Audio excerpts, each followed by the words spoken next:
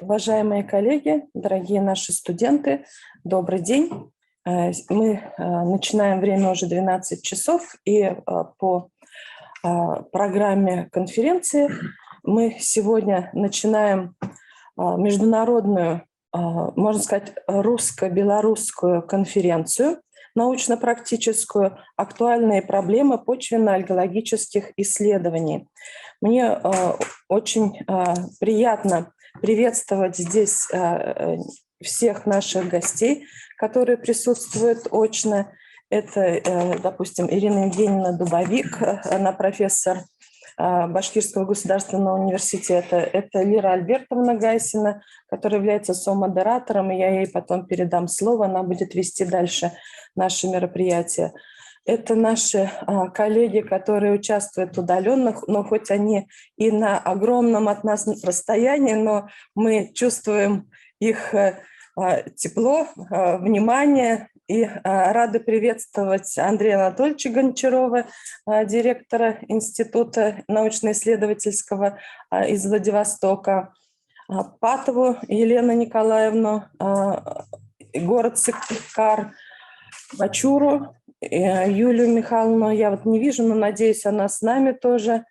Это город Гомель, Беларусь. И еще у нас Бондарева Алина Валерьевна, тоже из Гомеля, Республики Беларусь. Сегодня мы проводим конференцию очень такую вот узконаправленную, то, что касается почвенно-альгологических исследований. Конференций по водорослям и цианобактериям проводится достаточно много, но в этой науке есть еще более узкое направление, как почвенная альгология, и сегодня как раз эта конференция посвящена этой тематике. Я хочу передать слово уже модератору Лире Альбертовне. Лира Альбертовна будет вести дальше конференцию. Но я хочу тоже всех поприветствовать здесь, на этой конференции. Это для нас знаковое событие, потому что международная конференция, и мы очень рады, что почвенные альгологи есть не только в России, но и в Республике Беларусь. И мы надеемся, что это мероприятие будет способствовать дальнейшему развитию нашего плодотворного сотрудничества. И мне хочется передать слово первому проректору нашего университета Мустаеву Алмазу Флюровичу. Я тут хочу сказать, что он долгое время работал проректором по науке и очень поддерживал нашу альгологическую школу. И вот эта материальная база, которая у нас есть, она во многом была создана при непосредственной поддержке Алмаза Флюровича. Добрый день, уважаемые коллеги. Рад приветствовать наших уважаемых коллег, друзей из Беларуси. И действительно, для нас это мероприятие является, с одной стороны, очень важным с точки зрения науки, потому что в педагогическом университете мы гордимся тем, что у нас есть два направления, которые позволяют нам позиционировать себя на уровне федеральной повестки и даже мировой повестки. Это одно направление альгология, а второе направление у нас еще развивается активно. Это в сфере наноэлектроники, нанотехнологий есть уникальный коллектив. И мы понимаем, что для педагогического университета вот этот синтез фундаментальной науки, непедагогической методики является одним из таких приоритетных направлений, которые позволяют, в том числе учителям биологии, например, давать современные технологии исследований. С другой стороны, мы надеемся на то, что конференция не просто позволит нам изучить опыт друг друга, вузов России и Беларуси, ну, в частности, вот нашего университета и коллег, но позволит нам обязательно определить приоритеты совместного взаимодействия. Очень бы хотелось, чтобы мы вышли на какие-то совместные проекты, которые мы соответствующим образом будем развивать, реализовывать, возможно, принимать участие в каких-то совместных грантовых заявках, тем более, что международное направление российско-белорусского сотрудничества, оно сейчас выступает в приоритетной повестке. И действительно, за вот незначительно большой период мы имеем очень хороший конкурентный коллектив, школу. Действительно, это школа, потому что основателем направления альгологии у нас является профессор Кабиров Рустем Рашатович. Он уже сейчас скажем так, активно от исследования отходят, но его ученики, Наталья Викторовна, Лера Альбертовна, они продолжают это направление. И мы гордимся тем, что у нас, кроме фундаментальных исследований, есть широкая повестка прикладных исследований, именно альгологического направления, которое вот мы в этом году оснащаем и биореактором, и сопутствующим оборудованием для того, чтобы мы получали в перспективе и биологически активные добавки, возможно, и необходимые, скажем так, вещества для, возможно, сельского хозяйства. У нас есть такие направления и наработки. Ну и, конечно, очень важным проектом для педагогики в том плане, что, который мы можем предложить в школе, это могли бы альгологические исследования и соответствующие коллекции появляться и в школах. Мы об этом говорили и надеемся, тоже в этом направлении будем работать. Поэтому рад еще раз приветствовать, уважаемые коллеги, дорогие друзья, и надеюсь, что обязательно по результатам конференции вы внесете предложения для рассмотрения руководствами наших вузов и институтов. Спасибо большое. Алмаз Флюрович. А сейчас мне хочется дать слово декану биологического факультета Гомельского государственного университета имени Франциска Скорины Аверину Виктору Сергеевичу. Добрый день, коллеги. Добрый день, уважаемый Алмаз Флюрович. Я хочу сказать, что пожелать участникам конференции успехов, чтобы результаты я не уступал цене драгоценного камня алмаз. Ну а Виктор – это победитель. Что касается школы в Беларуси, хотя я вообще-то работал в России 17 лет, только на аварию в Чернобыль приехал из России. В нашей стране направление научных исследований не имеет столь значительных масштабов, как у вас по альгологии, но мы надеемся, что совместно, особенно сейчас, акценты смещены, взаимодействие наших стран и во всех направлениях, в том числе и в науке, и педагогике.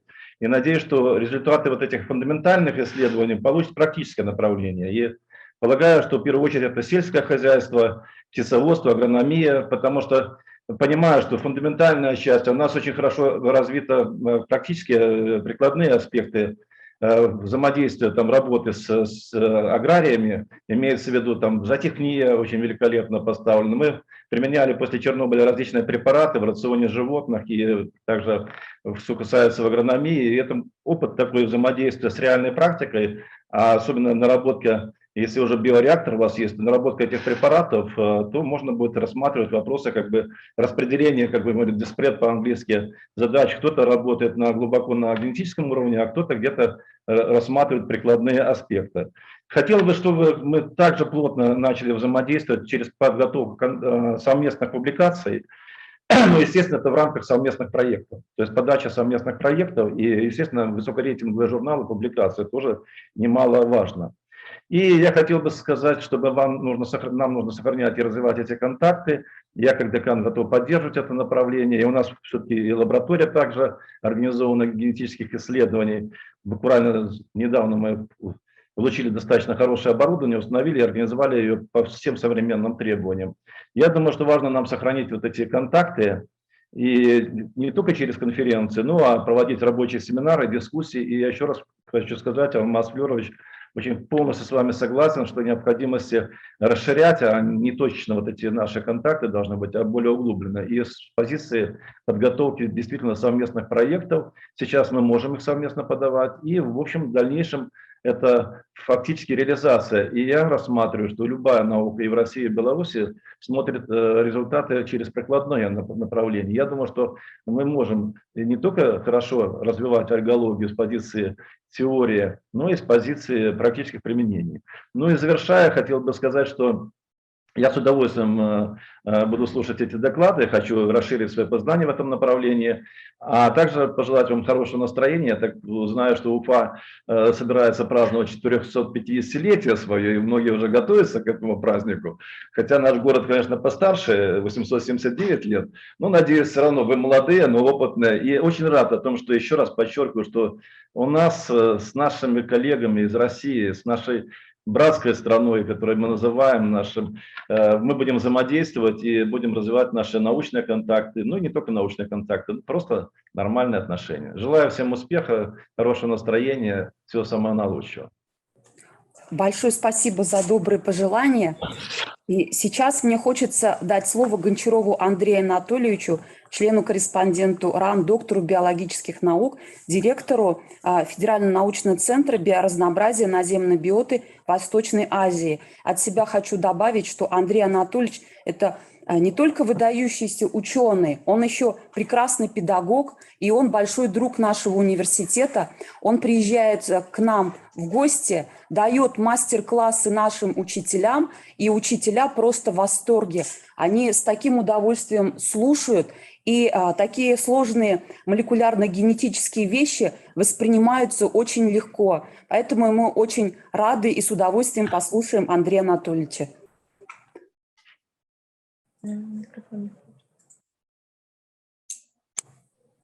Уважаемая Лира Альбертовна, дорогие коллеги, большое спасибо за столь лестный отзыв о моей деятельности. Но прежде чем перейти непосредственно к своему докладу, я тоже несколько слов скажу о взаимодействии между университетами и фундаментальной наукой.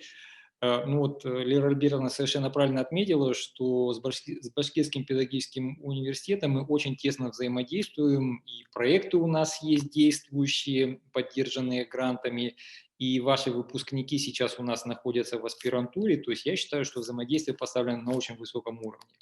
То, что касается Белоруссии, конечно, побережье Тихого океана и Белоруссия расположены далеко друг от друга, но тем не менее буквально через 2 недели в составе делегации Дальневосточного отделения Российской академии наук я буду в городе Минске. Мы 2 дня будем вести переговоры с представителями научных учреждений Национальной академии наук Белоруссии о развитии взаимодействия, научного сотрудничества, и я очень надеюсь, что эти переговоры будут результативными. Ну а теперь позвольте мне перейти к непосредственно теме своей презентации. Так, ага. Видно, да? Коллеги, презентацию видно? Да, да. Хорошо видно.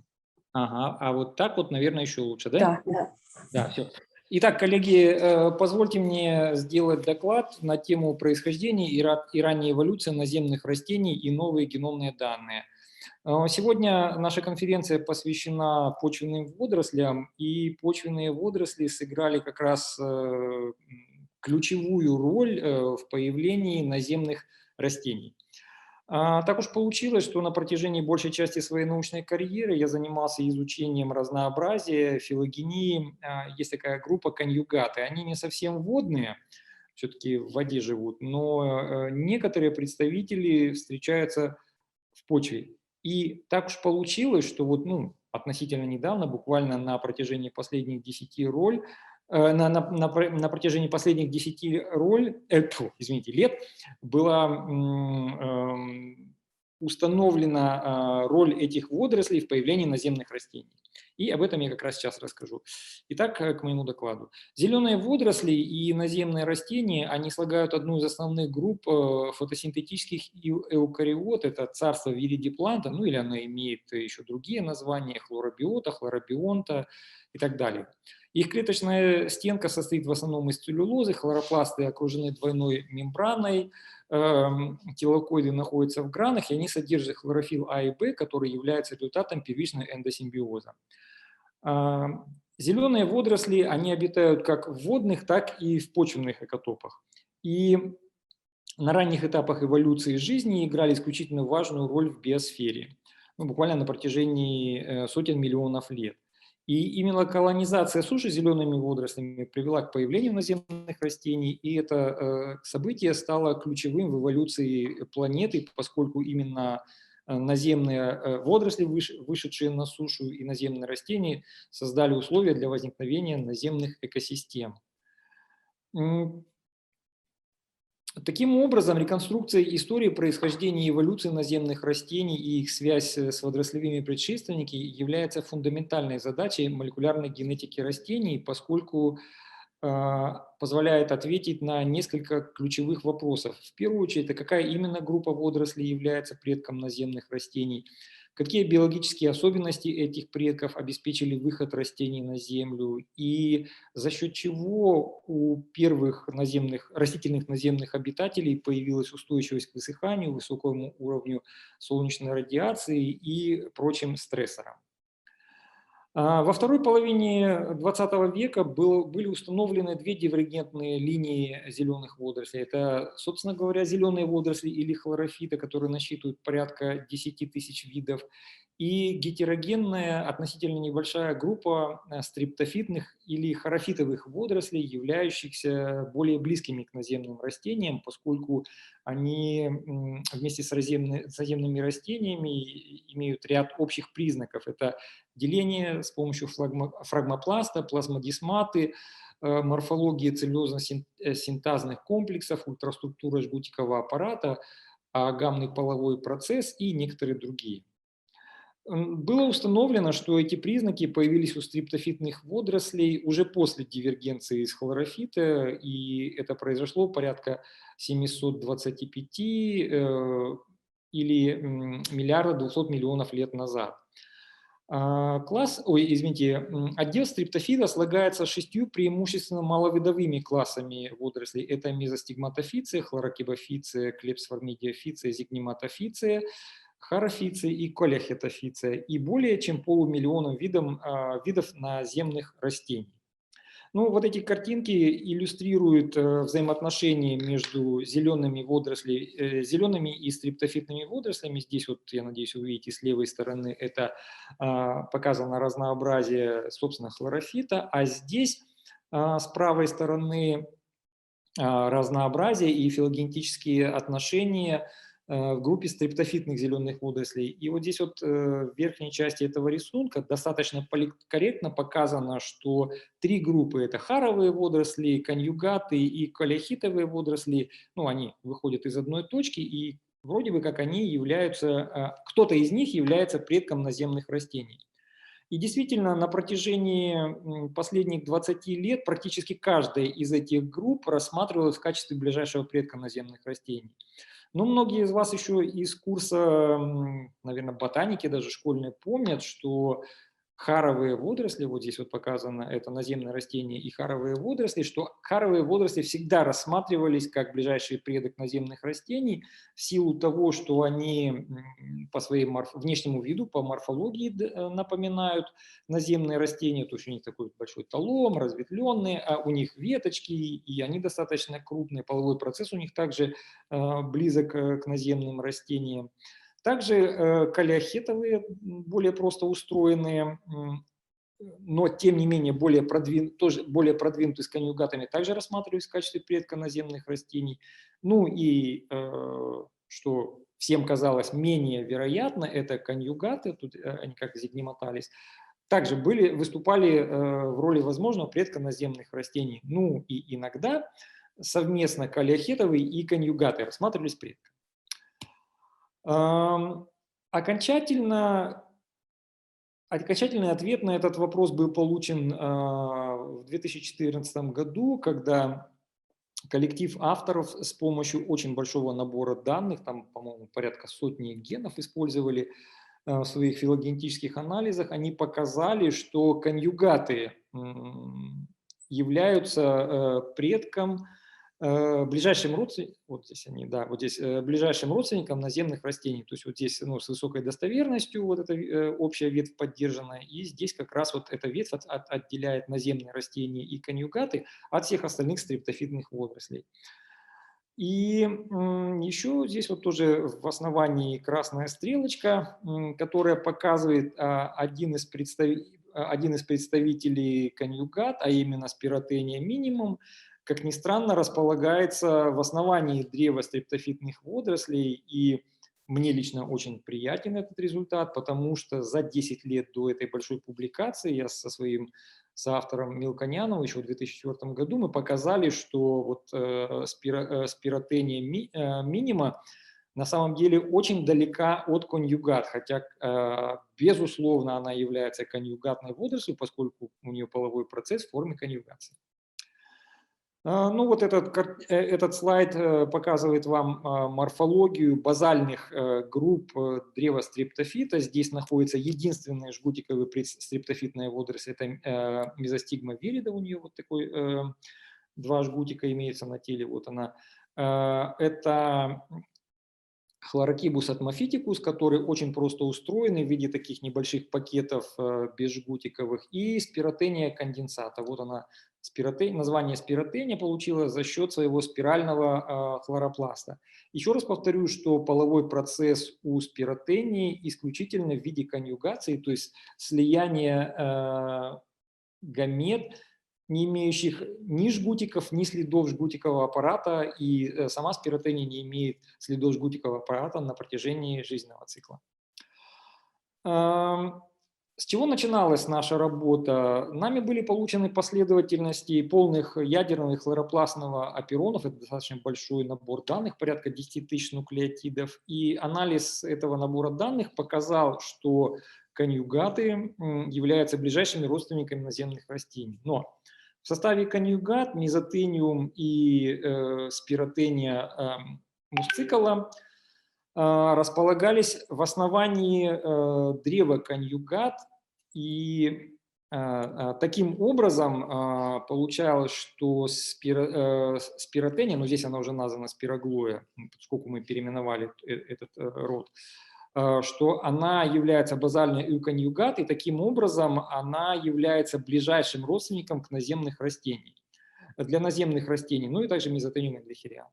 Для того, чтобы подтвердить эту гипотезу, нами было проведено секвенирование полных геномов спиротении и мезотениума, и на основании вот этих геномных данных был описан новый подкласс в системе конъюгат, это подкласс спироглеофицида, который, в общем-то, имеет все признаки класса зигнематофиция, но единственное, у него есть ряд отличительных молекулярных признаков, которые отличают его от конъюгат. Это типичная для наземных растений и для зеленых водорослей структура рибосомального аперона в инвертированных повторах хлоропластного генома. Это гены ТРНА и ТРНА располагаются между генами РРЛ и РС в хлоропластном геноме, и рибосомальный протеин, кодирующий ген РПЛ-32, локализован в хлоропластном геноме, тогда как у остальных конъюгат он располагается в ядерном геноме. Ну, мы посчитали, что эти признаки достаточны для описания нового подкласса и положения на филогенетическом древе. Таким образом, получается, что филогения на основе рибосомальной ДНК показала, что спироглоя, мусцикола и мезотениум эндохирианум – базальные ветви в классе, являющиеся сестринской группой для наземных растений. Вероятнее всего, они сохранили признаки общего предка конъюгат и наземных растений, и это дает нам возможность установить эти признаки на основе анализа геномов. Нами были получены последовательности полных геномов спироглои и мезотениума. Я здесь не буду останавливаться на их характеристике. Проведен филогенетический анализ 19 полных геномов растений и водорослей, в основе которого лежат последовательности 85 семейств малокопийных гомологичных генов, который с высокой достоверностью подтвердил сестринские отношения между конъюгатами и наземными растениями. Но самое интересное было это анализ структуры этих геномов. Всего виридипланта, то есть наземные растения и зеленые водоросли, общими для них являются более 5000 ортогрупп генов. При этом общими для конъюгат и наземных растений, вот здесь вот они показаны, являются всего лишь 376 ортогрупп. И на основании анализа вот этих геномных данных нами было установлено 902 гена или 22 ортогруппы, которые появились именно после отделения общего предка конъюгат и наземных растений от остальных стрептофитных водорослей.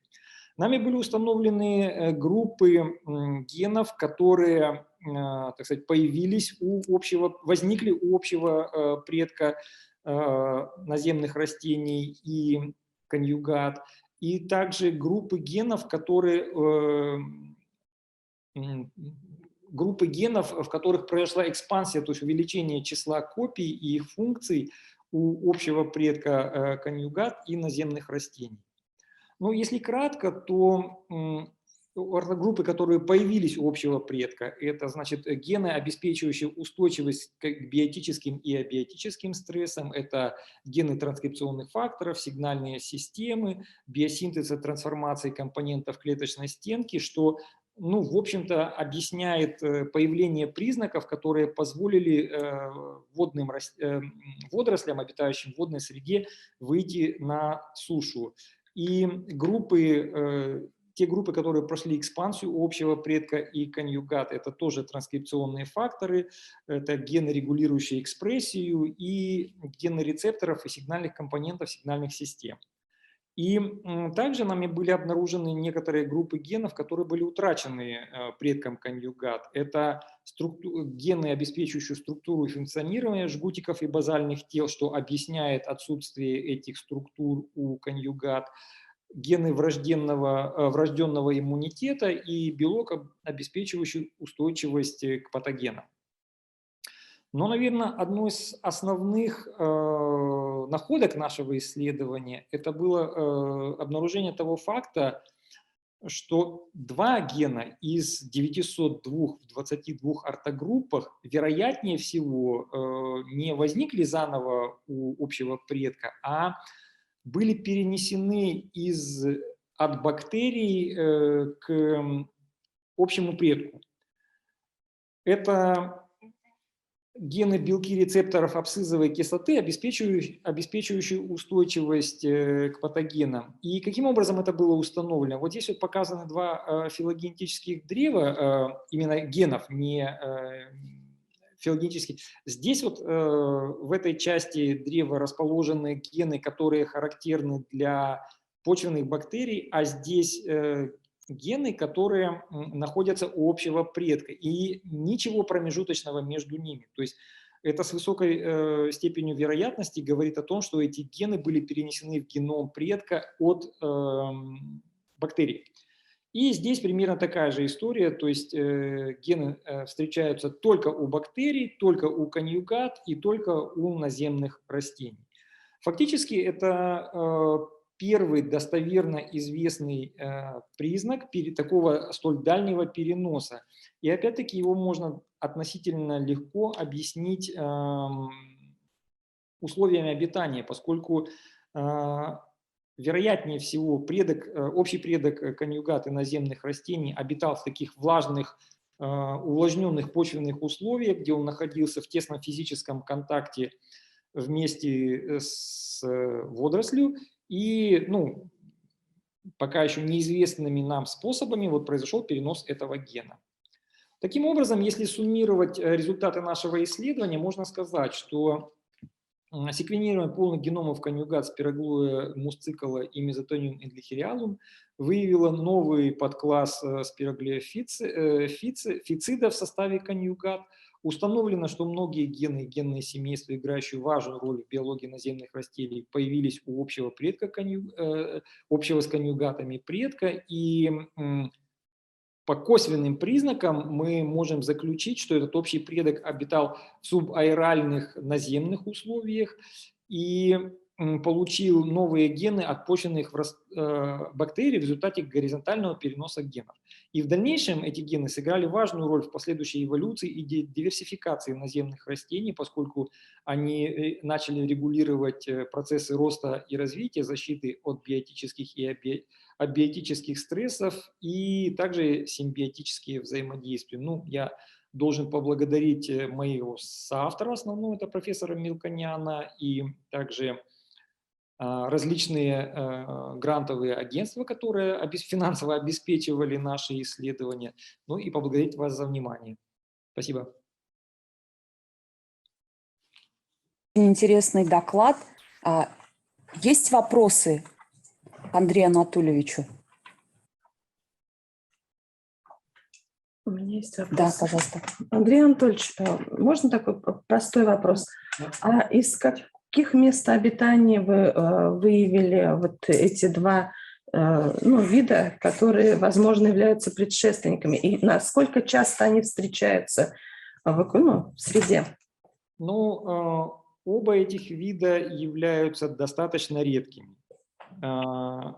Как ни странно, ну вот было показано нами, что общий предок наземных растений и конъюгат появился, ну, примерно 500 миллионов лет назад. И самое интересное, что оба этих, ну, базальных, то есть наиболее близких к общему предку видов до сих пор обитают примерно в тех же места обитания, где и вероятнее всего возник общий предок. То есть это такие увлажненные скалы, увлажненные почвы. То есть это не чисто почвенные виды и не чисто наземные. То есть вот они все время обитают во влажной среде, и более того, оба этих вида, они имеют такую довольно толстую слизистую оболочку, которая позволяет им переживать условия временного иссушения. То есть они были, вот конкретно эти виды, точнее эти штаммы были выделены нами из таких вот влажных скал в Германии, но я, насколько знаю, это чуть ли не единственные места, где они были обнаружены. Спасибо. Можно еще вопрос? Есть еще? Да, пожалуйста. Андрей Анатольевич, скажите, пожалуйста, что такие древние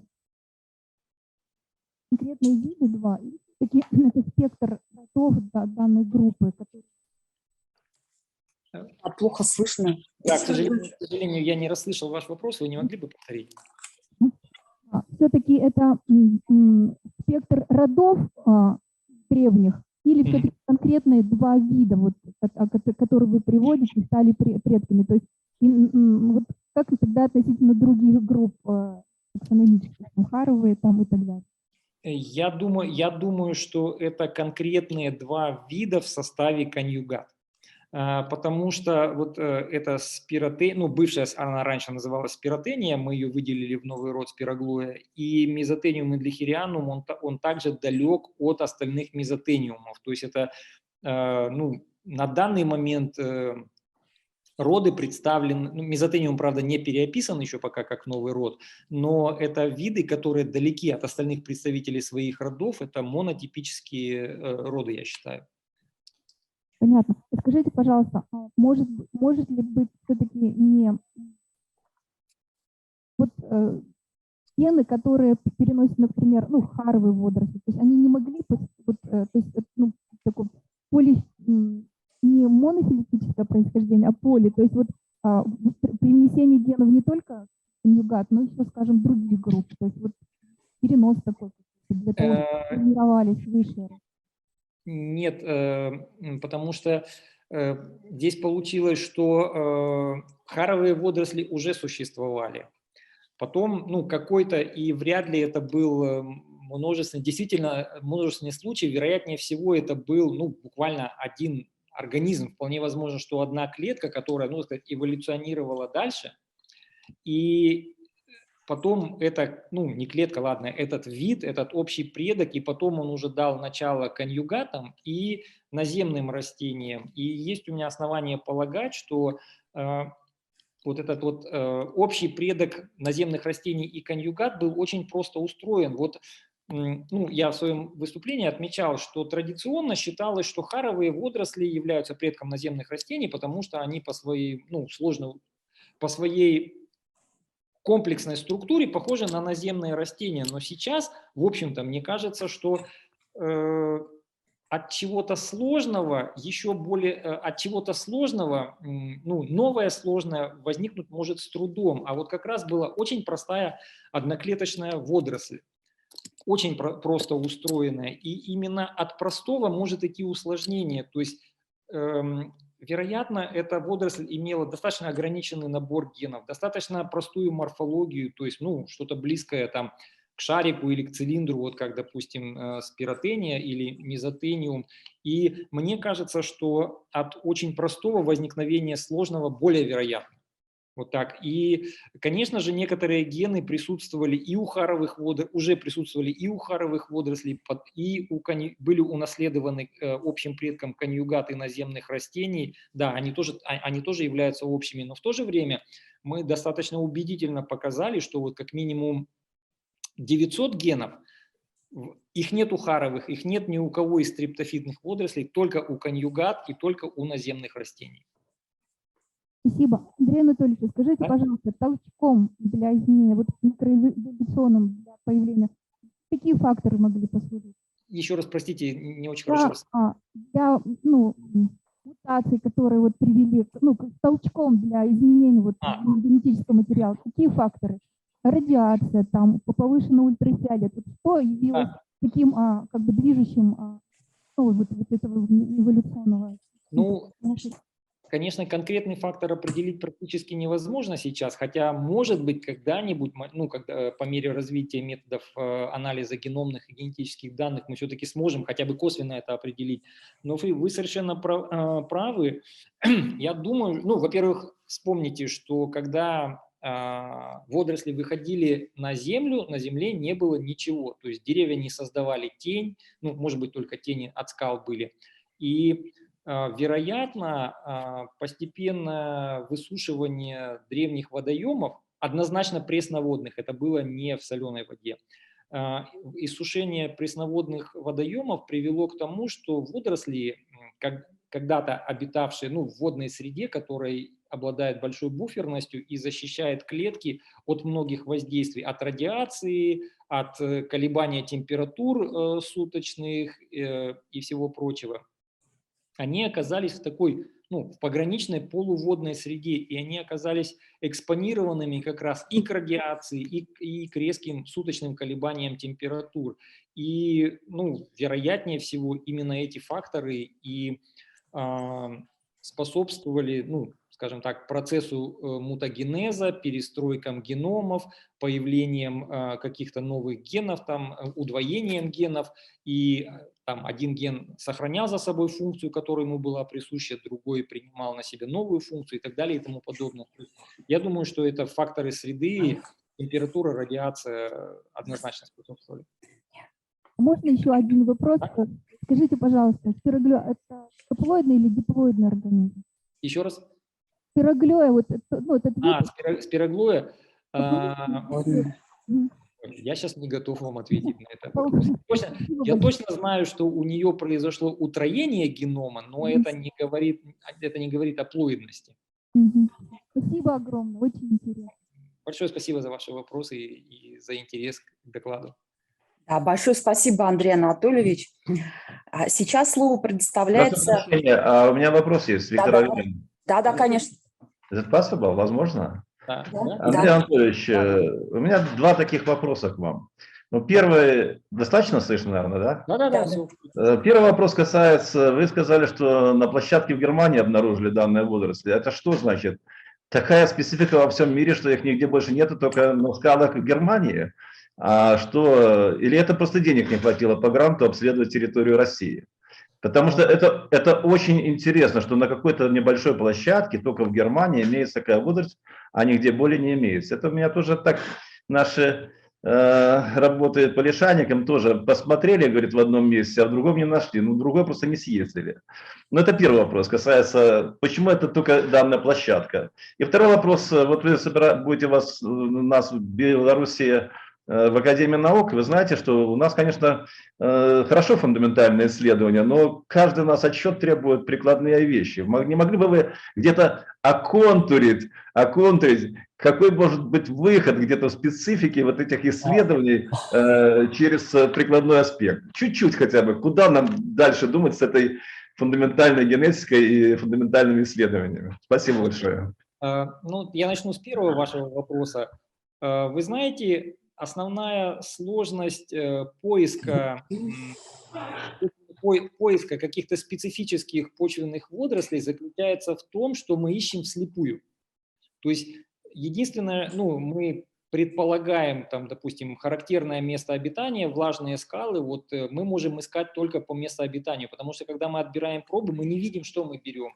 и требуется достаточно длительное время для того, чтобы мы отобрали пробу, выделили культуру, проанализировали состав культур и, может быть, нашли, а может быть, не нашли. Но вот так уж получилось, что до сегодняшнего момента пока известно только единственное место обитания в Германии. В России, ну вот и в настоящий момент мы как раз занимаемся изучением разнообразия, ну это аэрофитных водорослей в схожих влажных местообитаниях, но пока не нашли. И еще я должен заметить, что ну, в силу объективных и субъективных причин, и исторически так сложилось, что такие вот влажные скалы, почвы, они как-то, на них никто не обращал внимания, потому что традиционно все водоросли искали в воде. Почва так уже была постольку-поскольку, и я считаю, что в настоящее время разнообразие почвенных водорослей очень слабо изучено во всех отношениях, потому что, ну, честно скажу, у меня на даче, ну, наверное, видов 10 новых водорослей я нашел, новых для науки, понимаете? Просто вот копай, ну, пробу отбираешь, там через неделю отбираешь, и в каждой пробе появляется что-то новенькое. Это говорит не о том, что почва какая-то уникальная, а о том, что просто люди уделяли недостаточно внимания изучению разнообразия почвенных водорослей. И, наверное, в настоящее время это один из таких наиболее перспективных объектов для изучения. В первую очередь разнообразие, а во вторую очередь для выделения штаммов, которые могут быть использованы в практической плоскости. Понятно. Тогда в таком случае, прошу прощения, в таком случае фактически у нас не хватает достаточно ресурсов, дабы обследовать территории. И тогда на других площадках и в России можно обнаружить эти водоросли. И с другой стороны, тогда, наверное, сложнее будет отвечать на вопрос фактора модификации. А если это не только на площадке одной, на узкой площадке в Германии, то тогда вот на вопрос Елены, там, которая была, какой фактор радиационного воздействия там, или другие факторы, ну, конечно, может быть, легче может быть ответить, потому что данная ограниченная площадка, и уже здесь какие-то определенные факторы можно было бы выделять. Это в плане такой дискуссии. А вот второй вопрос, пожалуйста. Второй вопрос. Ну, конкретно это исследование, вы знаете, с одной стороны, можно сказать, ну, сугубо фундаментально, а с другой стороны, вот вы уж-то точно должны помнить, много-много лет назад хламидомонас был одним из основных объектов, модельных объектов, потому что все говорят, что хламидомонас, он также устроен примерно как и наземное растение, но он быстро растет, легко делится, его легко изучать. Давайте мы будем изучать все там физиологические, биохимические процессы на хламидомонасе, и, ну, примерно это будет говорить нам о том, что происходит у высших растений. И получилось, что вот, ну, не зная, а оказалось, сейчас мы знаем, что хламидомонас очень далек от наземных растений. И перенос вот там особенностей его физиологии, биохимии и так далее на наземные растения абсолютно не оправдано. То есть получается, что на протяжении многих лет тратили люди время и большие миллионы, в том числе и долларов, и работали не с тем объектом. То есть вот сейчас мы можем сказать, что мы обнаружили удобный объект, который, ну, позволит нам реконструировать эволюцию различных генетических и физиологических процессов на водорослях, ну, реконструировать это для высших растений. Ну, это, конечно, такая отдаленная перспектива. Ну и я считаю, да, я думаю, коллеги со мной согласятся, что очень многие прикладные вещи нельзя решать оторванно от фундаментальных проблем. То есть если мы не знаем какие-то фундаментальные закономерности, то мы не можем, ну, в необходимой степени глубоко изучать прикладные аспекты. Вот. Ну, а вообще, в принципе, я считаю, и многие коллеги, даже не только присутствующие на нашей конференции, но, в принципе, альгологи меня поддержат, согласятся, что водоросли имеют огромный, в том числе или даже особенно наземные, я бы вот так сказал, почвенные, они имеют огромный потенциал для практического использования, поскольку многие из них синтезируют уникальные химические соединения, вторичные метаболиты, стоимость которых доходит, ну, 1 грамм, допустим, $100 000, понимаете? Вот вам и практическая польза. Спасибо большое за очень интересную такую дискуссию. Как говорил наш президент Иваш, вчера Владимир Владимирович Путин сказал, цена вопроса тоже по ковиду, там исследования для детей, разработка там вакцин. А наш президент спросил у наших биологов, говорит, а зачем вы там червя изучаете биологии? Может быть, надо уменьшить эту тему или увеличить? Поэтому я думаю, что очень интересные вопросы. Я согласен с вами, что без фундаментальных исследований нельзя работать в практической части, но надеюсь, что у нас получится вот это направление, потому что, еще раз подчеркиваю, в Беларуси, к сожалению, мы слабы в этом направлении, но, надеюсь, с поддержкой россиян мы сможем также хорошо встроиться в этот блок исследований. Спасибо вам большое за ответ. Спасибо большое, коллеги. Спасибо. Спасибо большое, коллеги, за вопросы. Сейчас слово предоставляется Ирине Евгеньевне Дубовик, доктору биологических наук, профессору кафедры физиологии и общей биологии Башкирского государственного университета. Так, моя презентация. Так, пожалуйста, Всё. презентация. Здравствуйте. Ну, во-первых, я хочу поприветствовать всех присутствующих и здесь, и удаленно. Сказать, что мне очень приятно, что меня пригласили, что я смогла принять участие в этой конференции. И я представляю Башкирский государственный университет, но я считаю, что мы и альгологи педуниверситета – это одно целое, одна семья. И из моего выступления сейчас вы поймете, почему я так говорю. Итак, я вам расскажу об альгологических исследованиях, сделаю обзор того, что делалось, что делается сейчас в альгологии, в основном в почвенной альгологии, поскольку конференция посвящена именно почвенным водорослям.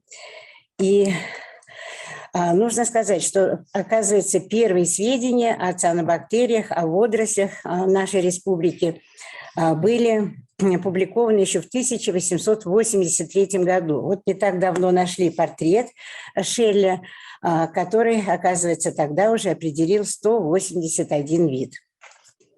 Но началом исследований, планомерных исследований в нашей республике следует читать 1969 год, когда вот здесь изображен Кузяхметов Григорий Гельмиярович, который поступил в аспирантуру в Башкирском государственном университете на кафедру ботаники.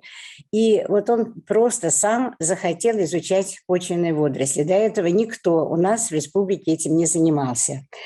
Он выполнил диссертацию, которая называлась «Альгофлора выщелоченного чернозема Башкирии и влияние на нее различных приемов агротехники». Здесь же вместе мы все работали. Это Рустем Рашатович Кабиров, который сегодня по объективным причинам не смог присутствовать. Он выполнил работу «Особенности сезонной динамики и продуктивности почвенных водорослей» на примере башкирского предуралья. И после того, как он защитился, после того, как, вернее, закончил аспирантуру, пришел вот в пединститут, который стал университетом, и создал вот так большую группу, команду, которые с удовольствием продолжают его исследования. Вот в этой работе Рустем Рашатович уделил внимание как раз продукции. До этого как-то в основном определяли флору, а Рустем Рашатович, вот он показал, и я студентам рассказываю, что наши микроскопические водоросли в месяц создают в серой лесной почве где-то примерно 170 килограммов органического вещества на гектар. Вот такая интересная деталь, которая, в общем-то, вошла, потому что продукцию, к сожалению, продуктивность почвенных водорослей практически сейчас не изучают. Далее, здесь вот вы видите нас, справа я, слева Рустем Рашатович, нас, конечно, не узнать. Кузяхметов стоит и сидит в центре Руфиль Гафарович Минибаев, наш заведующий. Но Руфиль Гафарович не был альгологом, но мы все ему благодарны, потому что он не побоялся, поддержал Кузяхметова. Григорий Гельмиярович, он был зоолог, выбрал тему альгологическую, и всегда нас, всех альгологов, Руфиль Гафарович поддерживал, хотя сам был профессором и занимался изучением сорных растений. Вот так начиналась альгология в Башкирии. Нужно сказать, что не было бы больших успехов у нас, если бы не наши легендарные альгологи. Это Эмилия Адриановна Штина, которая работала долгое время, всю жизнь в Кировском сельскохозяйственном институте. И все наши работы проходили апробацию там. И сейчас у нас существуют связи с кировчанами. Но вот справа на фотографии я специально поместила, и хочу сказать, что это был человек настолько влюбленный в науку, что она здесь не позирует. Она до 88-89 лет проводила альгологические исследования. И вот не случайно она здесь вот запечатлена за микроскопом. Также лаборатория альгологии БИНа, которую возглавлял Максимилиан Максимилианович Галербах. Я специально вот поместила его, молодого, симпатичного, потому что как-то так получается, что в основном такие портреты уже в возрасте. И тоже мы сохранили отношения очень добрые, постоянная связь, и они очень нас поддержали. Но Акузе Ахметову даже устроили в Кирове такую проверку. Ему дали почвенные чашечные культуры, и он по составу водорослей даже смог определить, какие почвы. Вот, то есть он, конечно, такой молодец, мы всегда его вспоминаем, и он очень много нам помогал.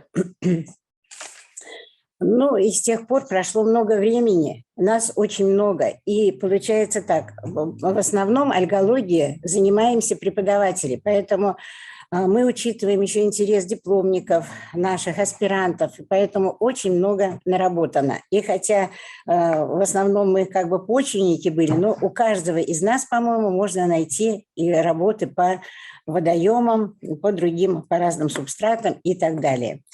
Но сейчас у нас изучены и продолжают изучаться основные ландшафты республики, не только нашей республики, также прилежащих территорий. Нами исследованы цианобактерии водорослей зональных почв в степи, лесостепи, под лесными, под луговыми сообществами. Часть работ посвящена альгоцинозам, агрофитоцинозов. При этом показатели при исследовании широко применяются флористические показатели. Дело в том, что у нас на кафедре ботаники долгое время работал Борис Михайлович Миркин, который известен не только как ботаник, но и как эколог, автор многих учебников. И он давал нам очень много советов. Он критиковал нас, предлагал что-то. И поэтому вот эти методы изучения сообществ, водорослей и цианобактерий адаптированы к флористической классификации с использованием подхода Браун-Бланке. И я вот просто всех перечислять не буду, это вот авторов, потому что просто времени не хватит. Но большинство нас вот этим всем занималось и занимается. Синтаксономическое направление, но это Наталья Викторовна Суханова, которая здесь присутствует, которая разрабатывала синтаксономическое направление, и выделялись таксоны урбанизированных территорий, регионы на уровне класса, порядков, союзов, ассоциаций, субассоциаций. И Наталья Викторовна, я уже пишу и другие, потому что тоже работала, конечно, в группе. Да. Так, сейчас. Вот у меня. Угу. Поскольку в нашей республике, к сожалению, до сих пор существуют эродированные почвы, так же, как и во многих других, то изучаются цианобактериально-водорослевые цинозы пахотных и целинных почв, показаны изменения их показателей, причем при проявлении как водной, так и ветровой эрозии. Изучаем различные агротехнические мероприятия, обсуждается концепция трансформации этих почв. Ну, здесь вот это я, Марина Юрьевна Шарипова, мой частый соавтор, и также другие. Ну, конечно, мы не могли обойти и водные водоросли. Фаина Борисовна Шкундина очень активно работала долгое время, и первые работы ее были посвящены исследованию фитопланктона озера Кандыкуль, а потом уже были охвачены и другие разнотипные водоемы. Причем и водоемы изучались и изучаются регенерации лечебных грязей, изучаются сточные воды. Это тоже ее ученики, это Габидуллина Гузель Фаритовна, Гуламанова Гузель Октябрьевна и многие другие. Но когда стали изучать эрозию, проявление эрозионных процессов, то попутно стали изучать перемещение водорослей. Перемещение водорослей в процессах водной, ветровой эрозии. Стали изучать эпифитные водоросли, поселение вообще водорослей на субстратах. И вот нам удалось сделать такой интересный вывод, что хотя раньше считалось, что эти водоросли являются хорошими биоиндикаторами загрязнения воздуха, но было проанализировано более 500 проб, и было показано, что, оказывается, нет различия ни в составе этих разрастаний, ни в морфологии, в цитологии. В общем-то, учитывали процент, например, мертвых и живых клеток, и был сделан такой вывод, что все же их нельзя использовать, мы не рекомендуем как биоиндикаторы. А вот патогенные грибы, которые всегда микромицеты, которые всегда сопровождают наши водоросли, вот эти разрастания, потому что разрастания, они являются зачастую именно детерминантами консорции. А вот оказалось, что грибы очень сильно меняются, которые здесь находятся, и в районах промышленного загрязнения очень много появляется именно патогенных вот этих грибов. Но эти исследования проводились с микробиологом Нелли Ахнафовной Киреевой. Так. Марина Юрьевна Шарипова изучала и продолжает изучать эколого-флористическую структурную организацию катонов, как природных, так и антропогенных. В настоящее время выявлен видовой состав водорослей катонов Южного Урала, дана экологическая характеристика, и сейчас изучаются также водоросли водных экотонов, изучается их антропогенная трансформация, то есть работы тоже продолжаются. Но в Башкирии есть особо охраняемые территории, которые тоже всеми нами изучались, изучаются, причем там и почвенные, и наземные, и наскальные. И вот здесь показана пещера Шульганташ. Это уникальный памятник природы, который начали изучать археологи наши. И Шамиль Раисович Абдуллин, ну вот он буквально с первого курса увлекся этой темой и очень много обследовал, интересно сделал выводы о том, что состав водорослей зависит в основном все же только от заноса, от антропогенных факторов. Он показал, что беспозвоночные, оказывается, не влияют. И продолжил свои исследования. Всего им было обследовано где-то 53 пещеры, не только в Башкирии, но и вообще в России. Но так получилось, что он, защитив докторскую диссертацию, уехал в Гончарову, работает теперь в Владивостоке. Ну и что приятно, что продолжает тоже вот эти археологические исследования. Также изучается, вернее, целое направление, это антропогенная археология, но тоже, можно сказать, начало положил Рустем Рашатович Кабиров, тоже неугомонный, который проводил исследования, отбор проб не только вот в месте нефтяных месторождений, в районе действия металлургических предприятий Урала, побывал в окрестностях Белоярской, Чернобыльской АЭС, и тоже он, и, конечно, Рустем Рашатович, и, конечно, его группа, его преданные ученики, которые молодцы, которые вот продолжают всю эту работу. Но в нашем педуниверситете, вы знаете, функционирует научно-исследовательская лаборатория молекулярной систематики микроорганизмов имени Лилии Салаватовны Хайбуллиной, которая безвременно ушла. Но в настоящее время коллекция включает более 700 штаммов, да, из различных мест обитаний. Руководит тоже вот Лира Альбертовна Гайсина, которая здесь отсутствует, тоже неутомимая, которая эти штаммы добывала по всему миру. Это и пустыни Юго-Запада и леса национального парка в США, это Антарктика, Камчатка, территории Южного Уральского региона. И получается так, что сейчас хорошо развивается именно аутоэкология. Вот это наше эколого-флористическое направление продолжается, но сейчас приятно, что стала развиваться вот именно аутоэкология.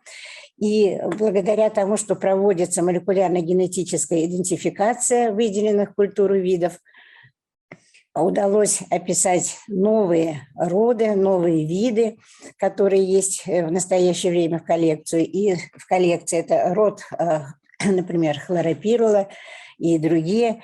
И должна сказать, что мы работаем вместе, всегда нам помогают, из этой коллекции нам дают, когда мы просим штаммы для проведения исследований. То есть исследования проводятся очень активно. Итак, значит, эколого-морфологическое направление в изучении также водорослей и цианобактерий. Продолжается работа. В настоящее время составлена экотоксикологическая карта, которая показывает границы устойчивости морфологического статуса вида, географическое распространение, морфологическая изменчивость. Это Альфия Ильсуровна Фазлудинова, которая также здесь работает. В основном ее объект – это диатомовые водоросли, тоже очень много сделано. Устанавливаются границы видов, потому что мы знаем, что для каждого вида, который существует в природе, существуют какие-то границы, и после ее работы многое было уточнено. Также изучается биохимия и ультраструктура цианобактерий и водорослей при воздействии pH, высоких температур, тяжелых металлов. Вот здесь показана Лилия Мунировна Софиуллина, но первопроходцем была, опять же, здесь Лира Альбертовна Гайсина, которая диссертацию представляла еще кандидатскую по эустигматус, который мы тогда все называли плеврохроис магна. Вот это была, наверное, первая работа, которая была посвящена одному виду. До этого таких работ не было. И сегодня вот мы говорим о прикладных проблемах, они продолжают решаться. Мы пытаемся использовать, ну, во-первых, проводить, понятно, биомониторинг окружающей среды, используем в сельском хозяйстве, используем для очистки сточных вод. Здесь тоже перечислены вот наша Турьянова Расима Рифкатовна. Опять же, ну, если разрешите, я всех перечислять не буду, потому что если я буду перечислять всех наших биологов, альгологов, то, наверное, не хватит времени. Но в настоящее время начали рассматривать биотестирование наночастиц металлов, тоже используют цианобактерии, водоросли, проводили исследования по созданию биопрепаратов на основе цианобактерий. Изучается содержание фитогормонов, индолилуксусной кислоты, цитокининов в культуральной среде. И именно отбираются перспективные штаммы, выделяются, которые обладают ростстимулирующей активностью на сельскохозяйственные культуры.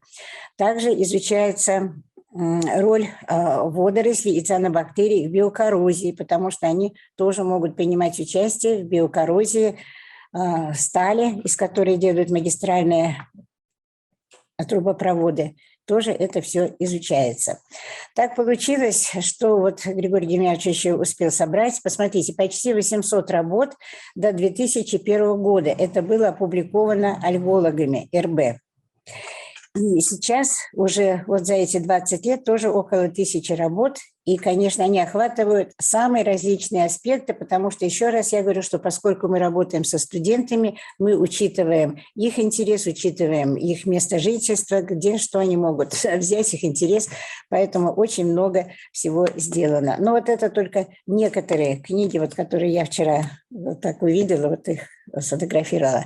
Есть также несколько определителей. Есть определитель, есть краткий определитель недавно цианобактерий. Мы издали, это есть. Так, нужно сказать, что не только к нам приезжают, мы тоже путешествуем по возможности. Это мы в Харькове на конференции, вот здесь Скобойников, Костиков, мы с Мариной Юрьевной. Так, это мы тоже там же. Вот справа Лилия Салаватовна, в честь которой названа эта лаборатория. ее именем в середине Горбулин, тоже наш альголог харьковский. Ну и вот это наша тоже большая компания. Здесь показана конференция, это в 2006 году проводили на базе педуниверситета. Так, это конференция молодых ученых. Вот здесь Андрей Анатольевич сидит с Лирой Альбертовной, 2008 год. Да, это на базе университета было молодых ученых. Это приезжал, я забыла. Джефф Джохансон. Вот Джохансон, помню, Джефф, да, приезжал. Это семинар по таксономии цианобактерий. Вот. Ну и спасибо за внимание. Это вот мы авторы этого сообщения. Ну, нужно сказать, что вот я бы не смогла сделать такой обзор, если бы у нас не было помощников. И хочу поблагодарить наших студентов, дипломников, наших аспирантов, наших коллег и, конечно, родственников, которые нас поддерживали. Без их поддержки, помощи ничего этого бы, наверное, не было. Спасибо за внимание. Пожалуйста, какие вопросы? Большое спасибо, Ирина Евгеньевна, за прекрасный доклад. Хочу сказать, что Ирина Евгеньевна тоже на протяжении очень многих лет является человеком, который поддерживает всегда не только наших альгологов, но и наших студентов. Она практически бессменный председатель ГЭП у нас этих по биологическим направлениям. То есть прекрасный ученый, прекрасный человек и наш ближайший друг. Ой, спасибо, Лера Альбертовна. Я забыла еще сказать, что некоторые наши альгологи, вот я сказала, Шамиль Раисович уехал, теперь у нас тоже защищалась, работала Шалыгина, Регина Ринатовна, она работает в гепатитах. В Бирске Николай Николаевич Шмелев тоже продолжает исследовать, в Мелиузе Рахматуллина. То есть приятно, что они не просто уехали, а продолжают вот наши такие эти альгологические исследования. Так, пожалуйста, спасибо. Вопросы, коллеги, к Ирине Евгеньевне. Да, Ирина Евгеньевна, здравствуйте. Здравствуйте. Большое вам спасибо за ваш очень интересный такой доклад, обзор. И меня порадовало, что очень важный блок вы выделили прикладные аспекты. Я как-то склонен к этим направлениям. Хотел бы сказать, очень понравилась альгоэкология, то, что вы сейчас вот выделили. Ну и хотел бы сказать, что как бы прозвучало, что ваши там в Харькове. Ну, да. Хотел, чтобы вы когда-то сказали, что ваши есть и в Гомеле, и в Минске, и в Беларуси. Тем более РБ, да, говорите, Республика Башкортостан, а РБ у нас, говорят, сокращенно Республика Беларусь. Да. Мой вопрос касался бы вот этого. Может быть, вы сказали бы хотя бы несколько слов о том, если, вот, понятно, оценка воздействия факторов, а вот как цианобактерии и будут влиять на продуктивность хотя бы, да, либо можно диагностики типа почв, либо продуктивности почв, либо, к примеру, агрохимии, то, что вы сказали, там 170 килограмм органики, допустим, значит, гумус может меняться. То есть меня интересует не фактор воздействия, допустим, на цианобиоту, да, а вот наоборот, каким образом могут повлиять вот эти наши все эти зеленые бактерии. Вы сказали, да, выделяют препараты, может быть, характеристики почв можно улучшать, можно штаммы добавлять, условия. То есть вот с этих позиций. И вот агроэкология – это как индикатор, может быть, тогда смотреть воздействие, к примеру, негативного воздействия средств защиты растений, которые используются активно. Потому что, допустим, действия там тяжелых металлов, они будут устойчивы, скорее всего, или к действию радиоактивного фактора. В космосе я знаю, что в вашем МГУ исследуют использование цианобактерий там как качество для питания космонавтов для длительных космических полетов, и устойчиво, поскольку они устойчивы к действию радиоактивного фактора. Ну, то есть, вот, хотел бы, может быть, чувствуется ваш опыт большой, вот пару слов, что сказать вот в этой части. Можно ли смотреть этот блок направлений, или, может быть, как-то там еще усилить или акцентировать эти аспекты и при наших совместных с вами взаимодействиях? Конечно, можно, конечно, можно. Дело в том, что очень много сделано за эти годы. И, например, вот сегодня Андрей Анатольевич рассказывал о том, что водоросли очень близки к высшим растениям, да, по многим параметрам, и с ними очень легко работать. И поэтому мы, например, проводим такие работы, когда создаются нашими химиками какие-то почвозащитные вещества или, наоборот, гербициды или какие-то, очень много полимерные там соединения, то мы их испытывали, испытываем в лабораторных условиях. И даже у нас были такие работы, когда мы работали в тундре, и даже там пытались вносить вот эти водоросли, учитывали, то есть это можно. То есть они являются очень хорошими индикаторами вот этих всех, вот того, что создается человеком. И если мы видим, что обычно мы испытываем дозы, ну, например, вот Roundup против сорняков, которые используются и рекомендуются, это такое считается вещество нетоксичное, и мы испытывали даже дозу, там не то что в 10, в 100 раз больше и так далее, и не оказывает никакого отрицательного влияния. Ну, поскольку не оказывает отрицательного влияния на наши водоросли, значит, можем, это дополнительно как бы плюс к тому, что можем мы рекомендовать это вещество. Также, но можно выращивать водоросли, ведь не случайно сейчас используют вот за границей, используют, потому что они очень быстро растут, и можно для получения биогаза, это тоже можно. Можно их выращивать, но на самом деле они ведь будут аккумулировать и тяжелые металлы, поэтому мы можем их выращивать только если есть такие чистые среды. Но сейчас вот у нас нет связи уже с узбекскими альгологами, а раньше у них очень широко использовались вот те же цианобактерии, например, для выращивания хлопка, прямо замачивали, выращивали для выращивания риса. В принципе, это все можно, и это все, но вот это выращивание для того, чтобы, если это потом возвращается к человеку, то здесь нужно быть очень аккуратным, потому что надо использовать именно чистые вот эти соли всякие, и получается, часто это экономически просто невыгодно, поэтому вот так широко мы это не делаем. Хотя, да, это все возможно. Вот. Спасибо большое. Да-да. Спасибо. Спасибо большое вам за ответ. Спасибо. А можно еще один вопрос, да? Да. Добрый день, уважаемые коллеги. Добрый день. Из Сыктывкара хочет задать вопрос. Ирина Евгеньевна, скажите, пожалуйста, известно ли на сегодняшний день об общем видовом разнообразии водорослей Республики Башкортостан? То есть на протяжении более 100 лет уже изучается, и вот, ну, хотя бы примерно цифры. Есть ли такие обобщающие работы современные? Таких обобщающих нет, обобщающих нет. Примерно диапазон хотя бы, ну, нам просто для работы вот иногда нужно. Да, диапазон, но если учитывать почвенные и водные, это где-то, наверное, где-то 600-700, наверное, да, 600-700, но это с водными. Где-то, наверное, 700 даже, да. Это с водными водорослями. Да, спасибо. Ирина Евгеньевна, спасибо за интересный доклад. Увидели очень много знакомых лиц, коллег, с которыми сотрудничали, работали. Да, Ирина Николаевна, да. Вы тоже к нам приезжали. Просто не нашла фотографию вчера. Очень приятно. А вот совсем молодых альгологов есть на кафедре и ребята, которые вот собираются заниматься и только начинают? Ну, это у нас в университете так получается, что нет, есть вот сейчас больше наука идет в педуниверситете. Поэтому мы их очень поддерживаем. У нас нет. Сейчас мало, да, ребята? Да, очень мало. У нас идут сокращения. Нет кафедры ботаники уже. И специалистов очень мало осталось. Так получается. Что нужно сделать, чтобы пошла молодежь заниматься водорослями, почвенными и водными, чтобы им было интересно? Вот ваши в двух предложениях. Куда двигаться? Ну, наверное, просто их заинтересовывать.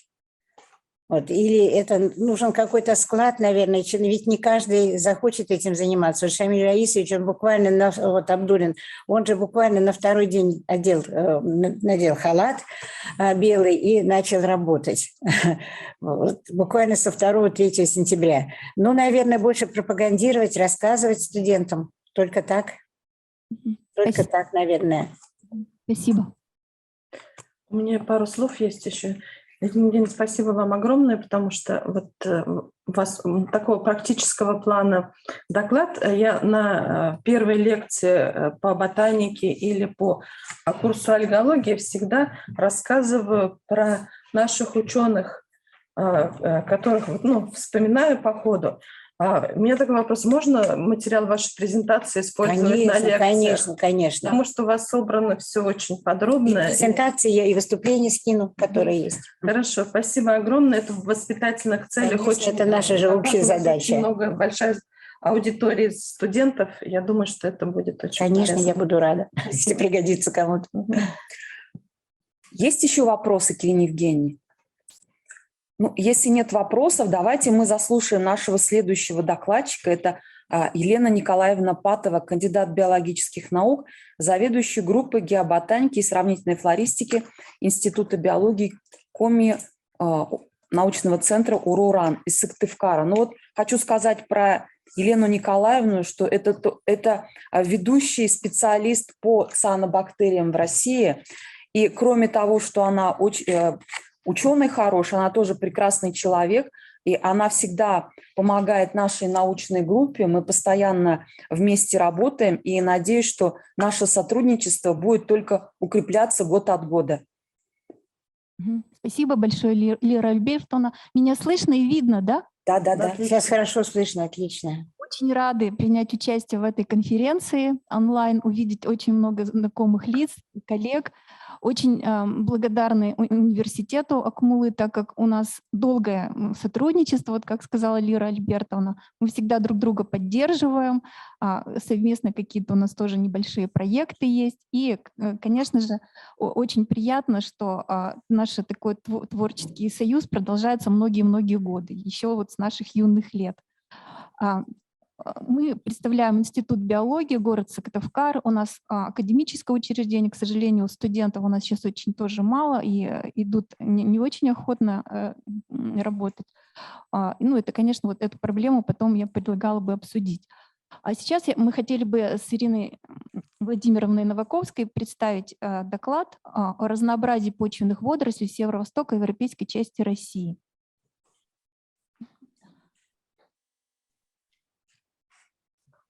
К северо-востоку европейской России относят 3 региона. Это Республика Коми, Архангельская область и Ненецкий автономный округ. На этой территории распространены тундровые, лесотундровые и таежные сообщества. Вот этими сообществами, изучением почвенных водорослей в этих сообществах, ну и водных тоже, мы и занимаемся. Ведущую роль в этих сообществах играют споровые растения, там мхи, лишайники, грибы, водоросли. Их разнообразие гораздо выше, чем разнообразие сосудистых растений. Ну и водоросли являются одной из многочисленных групп, в том числе и почвенные водоросли.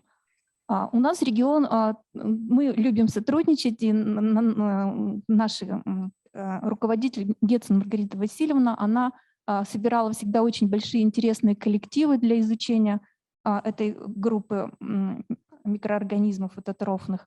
И здесь на слайде вы можете видеть коллег, которые работали в разные годы или обрабатывали пробы для территории северо-востока европейской России. Это доктор биологических наук Людмила Николаевна Новичкова-Иванова, Эмилия Адриановна Штина, о которой сегодня уже много говорили, Галина Николаевна Перминова, Кировский сельхозинститут, Нина Васильевна Сдобникова, она работала по тундровым почвам Воркутинского района, Вера Михайловна Андреева, зеленые водоросли, тоже в северных регионах определяла. Она, к сожалению, не приезжала, но работала с нашими образцами и описала очень много новых интересных почвенных водорослей для этого региона. Ольга Яковлевна Чеплыгина также занималась изучением зеленых водорослей вместе с Верой Михайловной. Ангелина Степановна Стенина, она специалист по диатомовым водорослям, в основном в водных экосистемах, но работала она также и по почвенным водорослям. Марина Феликсовна Дорохова, она защитила диссертацию по материалам, которые собирала в окрестностях Воркуты по антропогенным местообитаниям, водорослям, индикаторам почв, загрязненных при добыче угля. Наталья Михайловна Зимонина, это Кировский университет педагогический, она также выполнила кандидатскую диссертацию под руководством Маргариты Васильевны на территории нефтяных промыслов Усинского района Республики Коми. И Юлия Николаевна Шабалина, это диатомист, ученица Ангелины Степановны, она сейчас работает и на базе университета Сыктывкарского, но и мы активно сотрудничаем. Исследования у нас на территории начались с 1962 года, и в изучении почвенной альгофлоры. Ну, еще и не все, наверное, здесь коллеги приведены, потому что и сейчас современные сборы наши обрабатывают коллеги из Московского института, университета. Оля Анисимова нам помогает в работах. Помогают коллеги из Института физиологии растений. У нас тоже совместная публикация, описываем новые виды. Поэтому, в общем, очень рады сотрудничеству и всех приглашаем, кто нас видит и слышит. Мы с удовольствием всегда готовы к сотрудничеству. Ну и хотелось показать, что наиболее хорошо исследованы какие территории. Это Большеземельская тундра, вот этот район. Здесь исследования проводились под руководством Маргариты Васильевны Гетцен и обобщены в виде монографии. Это данные по Печорской низменности, это работы Зимонина по Вазейскому месторождению. Значит, для Большеземельской тундры в почвах выявлен 251 вид, для Вазейского месторождения 205. Активно мы сейчас работаем, так как у нас идут программы научные в Институте биологии для приполярного Урала. Здесь мы к настоящему времени выявили, ну, уже, наверное, больше, да, 248 видов, последние сведения. И сейчас район наших исследований – это более южный, северный Урал. Вот здесь коллеги наши работают. Здесь к настоящему времени, по-моему, около 200, да, видов тоже выявлено, и работы ведутся по изучению разнообразия как раз этого региона. Ну и благодаря усилиям нашим наших коллег из разных институтов, к настоящему времени у нас проведено обобщение разнообразия почвенных водорослей, и насчитывается 745 таксонов почвенных водорослей из 263 родов и 6 отделов. Наиболее высокое разнообразие отмечено для зеленых водорослей, сине-зеленых водорослей и диатомовых водорослей. В принципе, спектр такой характерный для других реальных и северных почв. Да, То есть, сколько? Как это сделать? Характеристика флоры, она, в принципе, ну, наверное, при сравнении с другими регионами будет, ведущие отделы будут тоже сходными. Материалы можно обобщение посмотреть в новостях систематики низших растений с Ириной Владимировной. Мы сделали такое обобщение, и приведен список в новостях систематики, вот ссылка на статью, где приведены сведения с информацией о экологии, географии этих видов и распространении в районах исследований. Ну вот такая основная информация доступна для сравнения с вашими почвенными флорами ваших регионов. Ну и так как я являюсь специалистом по сине-зеленым водорослям или цианобактериям, то большую часть моего доклада по договоренности с Лирой Альбертовной я буду делать мы будем делать об этой группе растений и немножко расскажем о роли экологии и разнообразии этой группы в арктических регионах России. Сине-зеленые водоросли, цианофиты, цианобактерии, оксигены, фототрофные прокариотные организмы. И как у водорослей и высших растений, фотосинтез у цианофит происходит в аэробных условиях при участии хлорофилла А, который входит в состав двух фотосистем с использованием воды как донора электронов и выделением в среду, окружающую среду свободного кислорода. На сегодняшний день номенклатура цианопрокариот регламентируется действием двух кодексов. Международного кодекса ботанической номенклатуры, сейчас называется кодекс грибов, водорослей и растений, и Международного кодекса номенклатуры бактерий, сейчас номенклатура прокариот, что определяет наличие нескольких систем классификации цианопрокариота и постоянно у нас вызывает, конечно, трудности при защитах, при представлении материалов, при оппонировании наших работ, постоянно возникают какие-то вот вопросы. В настоящее время издан все-таки оставлена двойная номенклатура цианобактерий и цианофита. Она утверждена кодексом номенклатуры водорослей, грибов и растений. И также кодекс номенклатуры прокариот признает валидными виды, описанные как цианофиты. То есть двойная классификация, она сохранена. Вот в соответствии с этим положением очередным решением принято, что цианофиты и цианобактерии остается двойная классификация. Поэтому спокойно, значит, мы продолжаем изучать и работать с этой группой. Ну и так как мы альгологи, мы работаем по классификации, которую разработана и выпущена серия определителей Юрия Комарика и Константина Анагностидиса. Она создана с 1986 года до 90-х, вышла серия определителей. В основе классификации это морфология, экология, особенности деления, жизненный цикл, ультраструктура, молекулярная, ну и в настоящее время молекулярно-генетические данные. К настоящему времени описано более 2500 видов, но идет активное описание новых видов, и вот сейчас регулярно, вот я в редакции журнала «Фитотакса» практически каждый месяц приходят статьи, описывающие новые виды, новые рода, даже новые семейства в этой группе. То есть идет выделение, поиск и определение с помощью молекулярных методов новых видов. Ну и в системе цианопрокариота выделяют основные группы, основные классы. Это Хракокалис объединяют одноклеточные колониальные, астеллатериалис, ничатые безгетероцитные формы, Астакалис, ничатые гетероцитные без настоящего ветвления, и стеганемовые, ничатые гетероцитные с настоящим ветвлением. Морфология цианопрокариота тоже вроде бы простая, но при этом есть и микроскопические организмы, и есть способность формировать массовые скопления или макроколонии, образующие видимые невооруженным глазом. Ну, всем хорошо знакомы ностокоммуны, он практически во всех регионах встречается на кальцифильных почвах. Редкий вид, вот носток сливовидный, но это водный, правда, вид. Ну и вот мелкие микроскопические формы. Морфология также очень разнообразная окраска таломов, зависит от характеристики пигментных комплексов. Наличие каротиноидов, синих пигментов фикоцианина, аллофикоцианина, красного пигмента фикоэритрина. И чаще всего, почему группа сине-зелеными называется, да, имеет цвет здесь либо и голубой, но они могут быть и коричневые, и фиолетовые, и черного цвета. То есть все зависит от пигментного комплекса. Есть специализированные клетки, тоже довольно хорошо известно, гетероциты, или раньше их называли гетероцистами, которые отвечают за уникальные свойства цианобактерий, фиксацию молекулярного азота. Чуть позже я об этом еще расскажу. К сожалению, вот видео не сработало.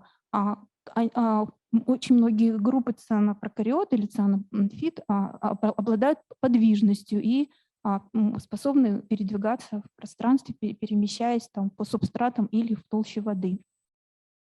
Подвижность обеспечивает благодаря изгибам белковых нитей в одном из 13 слоев клеточной стенки и выделению слизи. Особенности деления и жизненный цикл. Одноклеточные цианопрокариоты, многие из них размножаются простым делением, многие формы размножаются фрагментацией колоний, образованием кинет, экзоэндоспор, баеоцитов.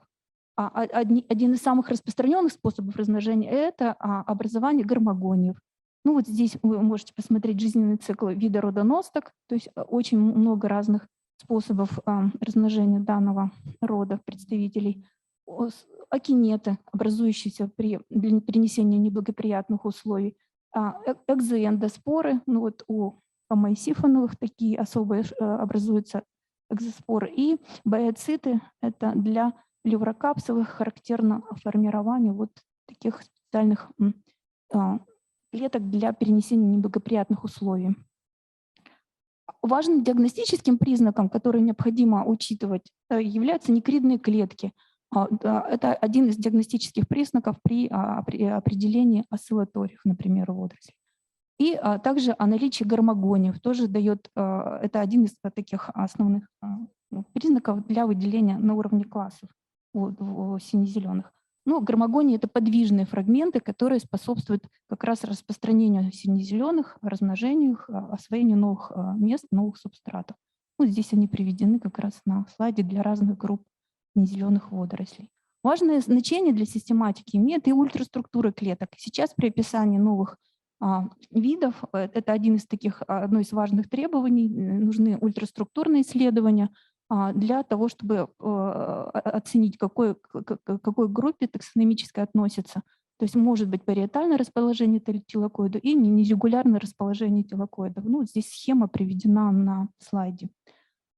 При определении сине-зеленых или цианобактерий сейчас широко используется полифазный подход, в основе которого лежат молекулярная филогенетика, ну и обязательно нужно интерпретировать с учетом анатомии и морфологии этой группы.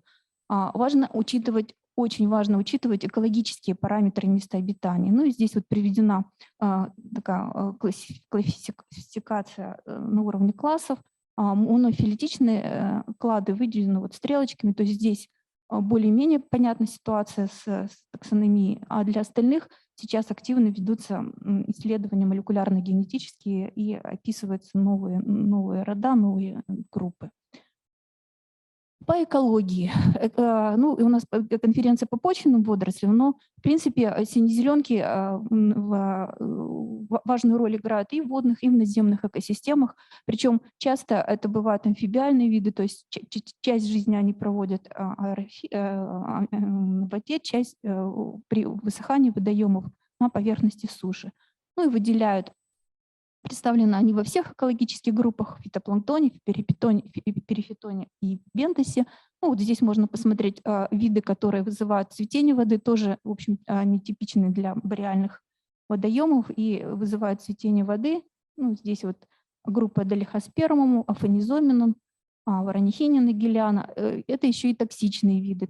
Изучение токсичных видов, изучение проблем цветения воды тоже одно из сейчас таких приоритетных направлений исследований и в России, и в зарубежных странах. Это связано с тем, что меняется климат, усиливается антропогенная нагрузка, и водоемы все сильнее и сильнее цветут. И эта группа является одним из таких возбудителей цветения токсичного воды. Ну, в перифитоне представлены вот здесь интересные виды, приведены галиотрихии, то есть они в обрастаниях участвуют. Ну и вот, например, очень интересный вид Пульвинулярия суэцика, вторая находка у нас в России этого вида. Тоже, в общем, среди них есть и массовые виды, и виды, которые являются редкими и интересными. В эпилетоне они могут образовывать макроскопические разрастания, тоже формы самые разные, и разные группы представлены в этой экологической группе. Ну и важным компонентом фитобентоса также являются сине-зеленые водоросли. Многие из них подвижны. В основном это представители порядка Осциллатериалис, которые могут жить в высокоэвтрофных условиях, активно передвигаются по поверхности субстратов и представлены тоже как в чистых, так и в особо грязных водоемах. И, например, в очистных сооружениях это иногда единственная доминирующая группа активного ила наряду с зоологическими объектами. Ну и, собственно, в наземных экосистемах мы работаем в Арктике с Ириной Владимировной и занимаемся изучением наземных почвенных водорослей, в том числе и цианопрокариот, цианобактерий. Основным объектом наших исследований являются оголенные субстраты, там, где нет конкуренции со стороны высших растений. И здесь почвенные водоросли и цианопрокариоты представлены в аэрофитоне, в амфибиальных условиях и на поверхности почвы и в ее толще. Ну вот тут на слайде приведены аэрофитные виды, это те, которые обитают на поверхности камней, древесных субстратов, стволах мелких кустарников и деревьев. Ну, чаще всего это хрококовые водоросли разных групп. Ну и вот здесь очень тоже симпатичный вид, Петалонема алатум представлен. Он также выступает в качестве аэрофитов на поверхности субстратов различных. Амфибиальные виды, ну тоже всем хорошо знакомые ностокоммуны, которые макроскопические колонии может формировать в условиях повышенной влажности, например, или повышенного содержания кальция. Среди дофофильных видов широко распространены разные виды цитонем, образующих различные корки и биологические корки, виды рода стегонема.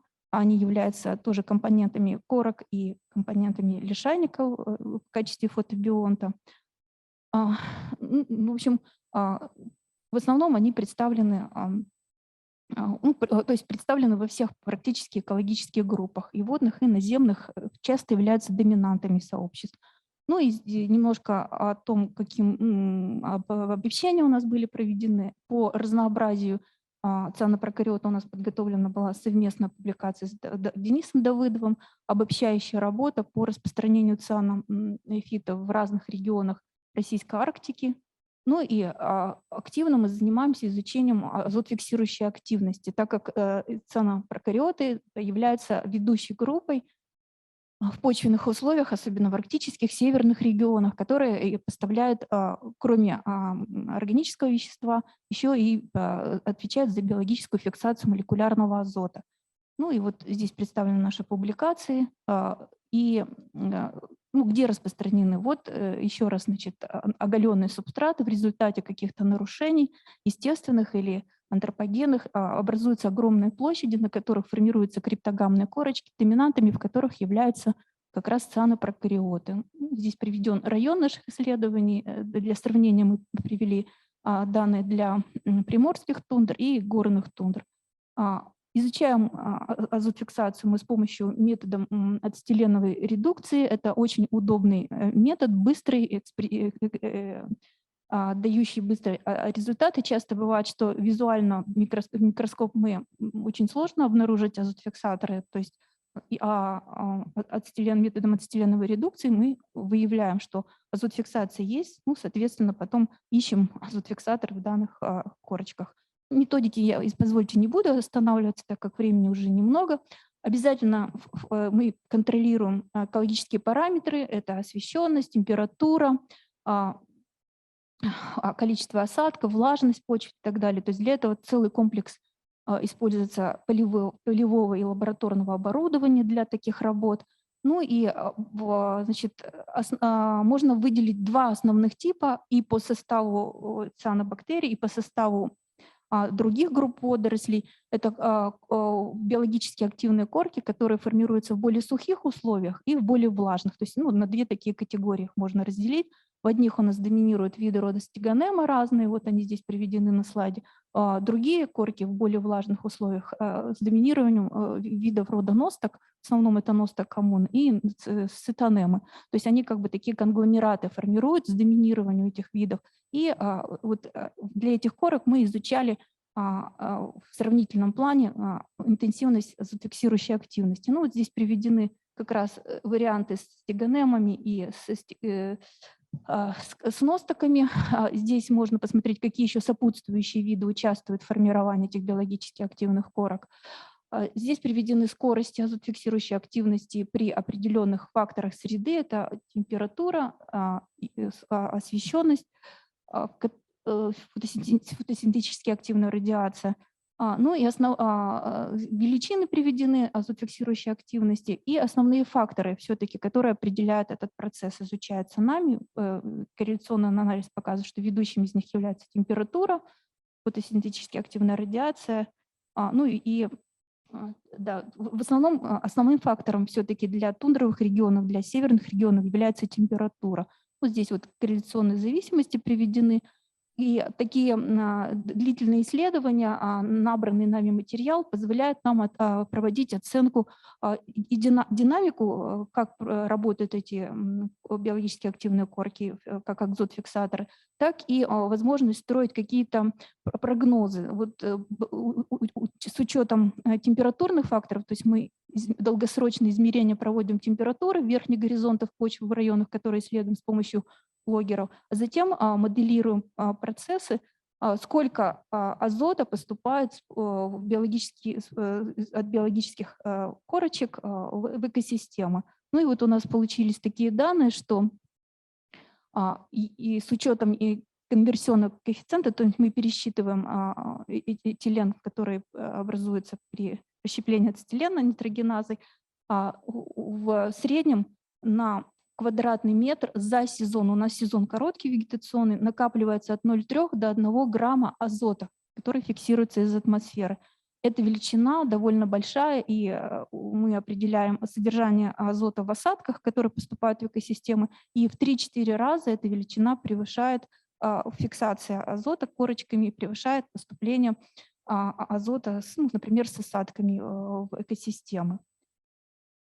Ну, наши данные мы сопоставляем с коллегами, то есть такие исследования ведутся по всему миру, и получается, что, в принципе, порядок величин довольно близкий. То есть можно говорить о том, что пул азота молекулярного, который поступает в экосистему благодаря цианопрокариотам, можно оценить в определенном диапазоне, причем и для горных тундр, и для равнинных тундр эти величины довольно близкие. И вот такой вклад этих азотфиксаторов, корочек биологически активных с доминированием прокариот, он довольно существенный и имеет важное как бы геохимическое значение для циклов азота в экосистемах, а в свою очередь цикл азота влияет и на цикл углерода. То есть в перспективе эти данные можно использовать для прогнозирования, как будет влиять изменение климата, изменение температуры в первую очередь на поступление азота в экосистемы. Ну вот, в общем-то, основные направления такие наших исследований выглядят так.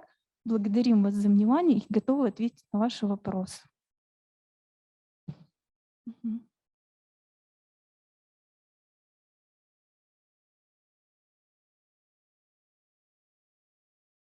Что-то не слышно. Есть вопросы? Не слышим. Мы не слышим что-то это. Вопросы к Елене Николаевне, пожалуйста. Можно спросить, да? Скажите, пожалуйста, примерно какая вот продукция или биомасса вот именно сине-зеленых водорослей в тундре у вас? Какая величина примерно? Тоже, чтобы вот знать, студентам рассказывать. Ага, так, порядок. Сейчас биомассу мы тоже определяли, сколько у нас получается. Примерно. По-моему, до нескольких миллиграмм, да, на квадратный дециметр, по-моему. Я сейчас, Ирина Евгеньевна, вдруг что-то заволновалась. Не надо, хорошо. Количественные данные мы тоже считаем, то есть, во-первых, для корочек при доминировании, например, носта коммуны можно просто, мы взвешиваем прямым. Понятно, да. Там до 3-5 грамм даже бывает на квадратный метр сухая биомасса. Вот. А количественные показатели, сейчас, по-моему, от 0,3 до 0,5 миллиграмм на квадратный дециметр иногда приходится. Так. Ну, Ирина Евгеньевна, я вам напишу. Хорошо, спасибо. Так. И еще один вопрос. Вот, Елена Николаевна, я прослушала. 0,3-1 грамм на метр квадратный. Это за какое время азотфиксация? За сезон. То есть за сезон. Все, спасибо. Спасибо большое. Коллеги, есть еще вопросы? У меня предложение есть, не вопрос. Елена Николаевна, у нас в этом году в честь юбилея РГО наш путешественник, член РГО Олег Чагадаев прошел по Уральскому хребту за 109 дней. У нас есть совместные исследования, то есть у нас нет совместных исследований, но вы изучаете полярный Урал, мы делаем исследования Южного Урала. Я предлагаю какое-нибудь совместное исследование, чтобы мы смогли, может, в экспедицию совместную съездить и посмотреть, и сделать обзор цианобактерий, водорослей Уральского хребта. Вообще хорошая идея, то есть материалы, я думаю, что обобщения такие нужны, потому что экосистемы все-таки в широтном диапазоне они меняются, но комплекс видов, вот для тундровых, например, регионов, пул доминантов, он довольно сходен. И для более южных районов у нас материалов нет, у вас есть. Я думаю, что было бы классно провести такую работу, но для этого, наверное, деньги нужны, нужен грант какой-то для такой поездки, да, или, в принципе, я думаю, что это хорошая идея для обобщения именно материала от полярного Урала и до Южного Урала, да, такие материалы. Вам задание обобщить ваше. Елена Николаевна, я просто хотела напроситься к вам в гости в северные районы, посмотреть ваши красоты. Так приезжайте. Спасибо большое. Коллеги из Украины, например, Костиков Игорь Юрьевич приезжал, да, в экспедицию с нами ездил. Кто еще? Из Прибалтики мы возили тоже на полярный Урал коллег. Так что заранее можно обсудить такой проект. Да. Хорошо, спасибо. Большое спасибо, коллеги. Сейчас, я хочу предоставить слово Юлии Михайловне Бачуре, кандидату биологических наук, доценту кафедры ботаники и физиологии растений Гомельского государственного университета имени Франциска Скорины. Пожалуйста. Слышно меня? Да. Добрый день, уважаемые коллеги. Очень приятно всех видеть и слышать. Хочется отметить, что работы уфимских коллег – это те работы, на которых я начинала учиться, и они сыграли большую роль в моем становлении как специалиста в области почвенной альгологии. Вот. У нас точно так же, как и у вас, сейчас очень остро стоит проблема подготовки молодых специалистов, привлечения их для изучения почвенной альгологии, в принципе, наверное, в науку в целом. И вашему вниманию мне хочется представить доклад «Дисциплина почвенная альгология в системе подготовки магистров специальности биология в ГГУ имени Франциска Скорини». Это дисциплина достаточно молодая, она была введена в учебный план только с прошлого года, но хочется надеяться, что она займет там важное и нужное место. Общеизвестно, что обучение в магистратуре позволяет повышать профессиональный уровень и расширять возможности трудоустройства будущих специалистов. В нашем образовательном стандарте указано, что специалисты в области почвенной альгологии должны обладать компетенциями как в научно-педагогической, так и в учебно-методической, научно-исследовательской и инновационной деятельности. То есть они должны обладать достаточно широким спектром знаний и умений, и что в дальнейшем будет помогать им работать. Почвенная альгология относится к циклу дисциплин специальной подготовки, и она входит в компонент учреждения высшего образования в составе блока «Прикладные аспекты альгологии и микологии». Изучению данной дисциплины предшествует рассмотрение ряда общих дисциплин биологического профиля. Также у нас на кафедре имеется спецкурс «Альга и лихенофлора Республики Беларусь». Общее количество часов составляет для магистрантов дневной формы обучения и заочной по 90, отличается, как вы видите, количество аудиторных, лекционных, и у магистрантов дневной формы обучения еще имеется управляемая самостоятельная работа. Целью учебной дисциплины является формирование у обучающихся целостного представления о почвенных водорослях, цианобактериях, их таксономическом разнообразии, биологии, экологии и возможности практического использования. Задачи учебной дисциплины представлены на слайде. В результате освоения этого предмета магистры должны знать как историю почвенно-биологических исследований, особенности состава водорослей и цианобактерий, и также возможности их практического использования. Уметь предлагать варианты практического применения водорослей и цианобактерий, выбирать адекватные методы для их изучения. Владеть методами решения теоретических и практических задач в области почвенной альгологии. При этом они должны приобретать как универсальные, так и специализированные компетенции, которые представлены на следующем слайде. Вся дисциплина, учебный материал дисциплины сгруппирован в 3 модуля. В рамках первого модуля «История и методы изучения почвенных водорослей и цианобактерий» рассматривается история почвенно-биологических исследований, а также методы выделения, культивирования и идентификации водорослей цианобактерий, методы изучения альгоцианобактериальных сообществ и организации и функционирования коллекций культур. В рамках этого модуля предусмотрено выполнение одной практической работы и одной управляемой самостоятельной работы. Практическая работа проводится в виде круглого стола, тематика которого представлена на слайде. Студенты готовят сообщения с небольшими презентациями и потом демонстрируют их всем остальным с последующим обсуждением. Управляемая самостоятельная работа представляет собой подготовку и защиту реферата. Также вопросы по ней входят в состав контрольных мероприятий по модулю. Второй модуль «Общая характеристика почвенных водорослей и цианобактерий» включает в себя рассмотрение состава водорослей и цианобактерий в почвах, их биологических особенностей, места в биогеоценозах а также влияние экологических факторов на альгоцианобактериальное сообщество и альгоцианобактериальную флору целинных и пахотных почв. Также в составе данного модуля 2 практические работы и самостоятельная управляемая работа.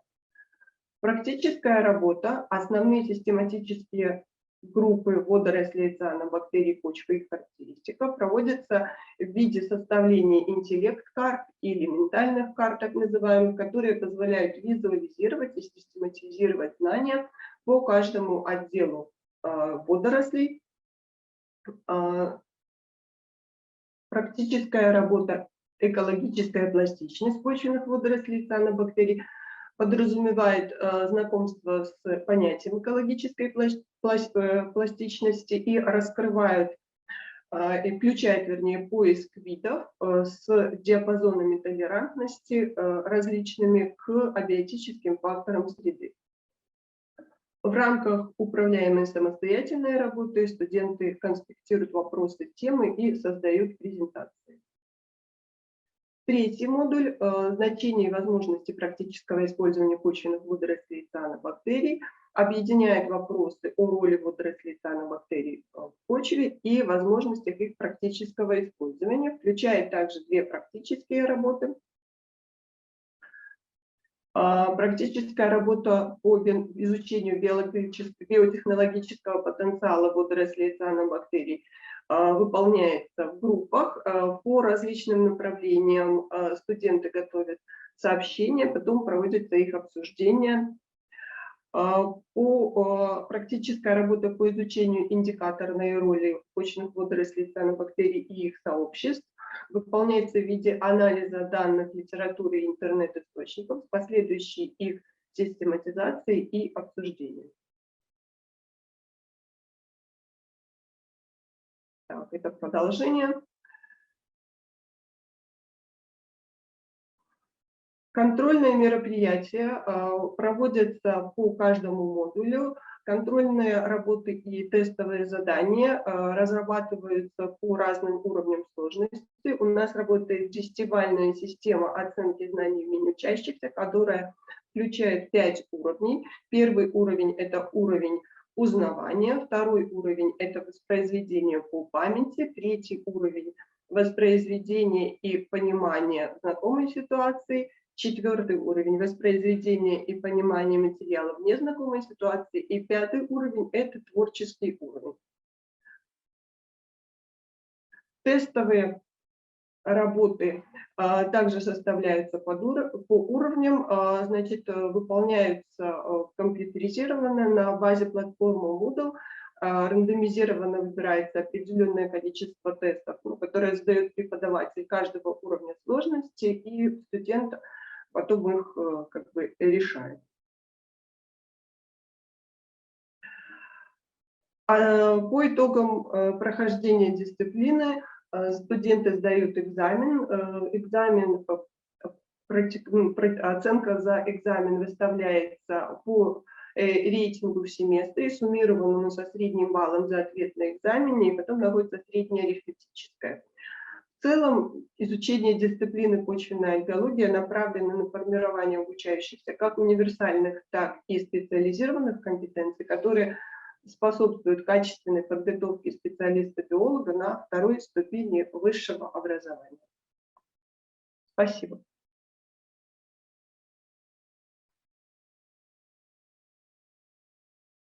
Которая как раз вот показывает, что для специалистов, да, в области альгологии важно не только заниматься наукой, но и готовить себе смену. Вот. И прошу вопросы к Юлии Михайловне. Можно нам вопрос к Юлии Михайловне? Да. Юлия Михайловна, очень рады, очень здорово, что есть преподаватели, которые дают предмет альгологии, потому что во многих университетах сейчас сокращены эти курсы. Скажите, пожалуйста, а как вы решаете проблему с определителями для студентов? То есть вот планируются ли какие-то, если методические там, или вот, краткие определители, может быть, планируется издать там, или вы как-то готовите, или используете что-то уже есть у вас? вот по группам разным? Спасибо за вопрос. В настоящее время вопрос определителей решается тем, что у меня накоплено за многие годы, и современные все определители в распечатанном и в электронном виде сейчас компьютерные классы, ноутбуки у всех студентов, и, соответственно, мы загружаем и работаем вот в таком ключе. Ну, может, для студентов какие-то более простые. Вот раньше я помню, ну, мы пользовались, да, такие ключи, ну, на русском языке, коротенькие, ну, для выхода на группу. Знаю, что в Московском университете издавались такие полевые определители.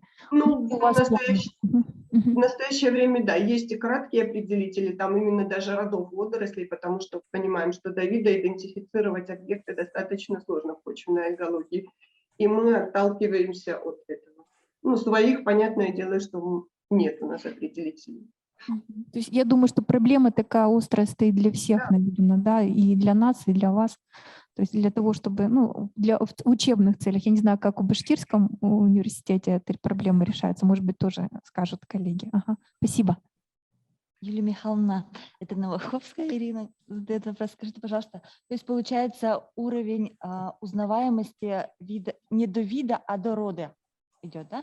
Да, конечно, в рамках этой дисциплины, да. Ну, у нас то, что я говорила, в начале же спецкурс Альга-Лихена в Беларуси, там есть блок альгологический, там лабораторная работа. И здесь, к сожалению, по программе, по учебному плану только практическая работа идет. То есть мы можем дать только работу там с теоретическим каким-то материалом, и даже определение это только фотографический, то есть микроскопии как таковой нет в пределах этого курса. А как вы решаете проблемы с постоянно меняющейся классификацией отделов там и всего прочего, то есть на уровне больших таких групп? Студенчество и магистратуры. Ну, мы стараемся отталкиваться от этих баз, которые есть электронные.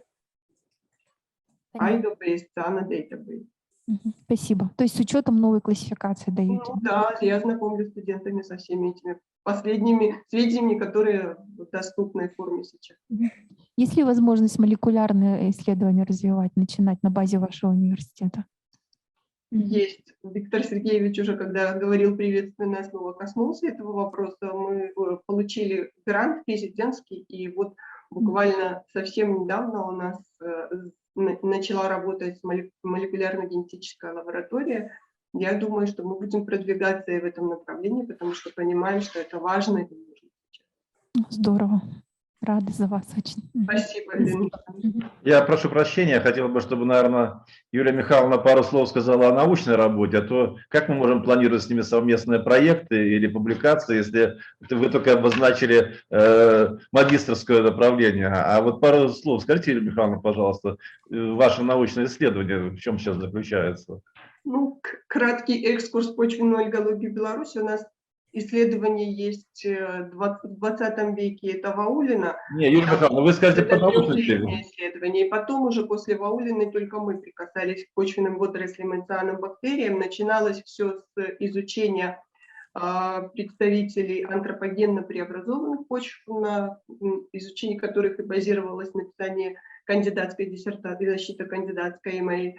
В настоящее время небольшой такой уклон есть, вот будет выступать наш преподаватель-стажер, изучение состава водорослей радиационных территорий загрязненных.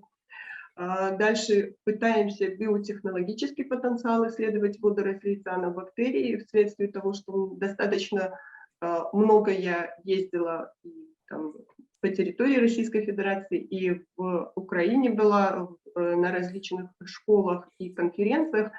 У нас есть и небольшая коллекция водорослей, там есть и собственно выделенные виды, и виды, которые нам переданы в дар. И вот с использованием представителей этой коллекции пытаемся изучать их возможности использования в качестве стимулятора просто высших растений.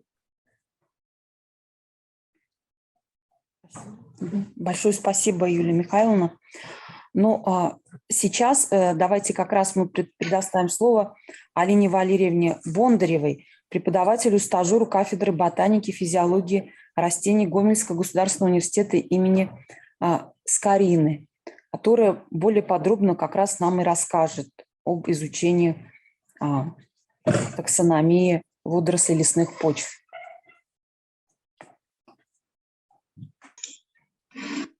Добрый день, здравствуйте, меня видно? Да.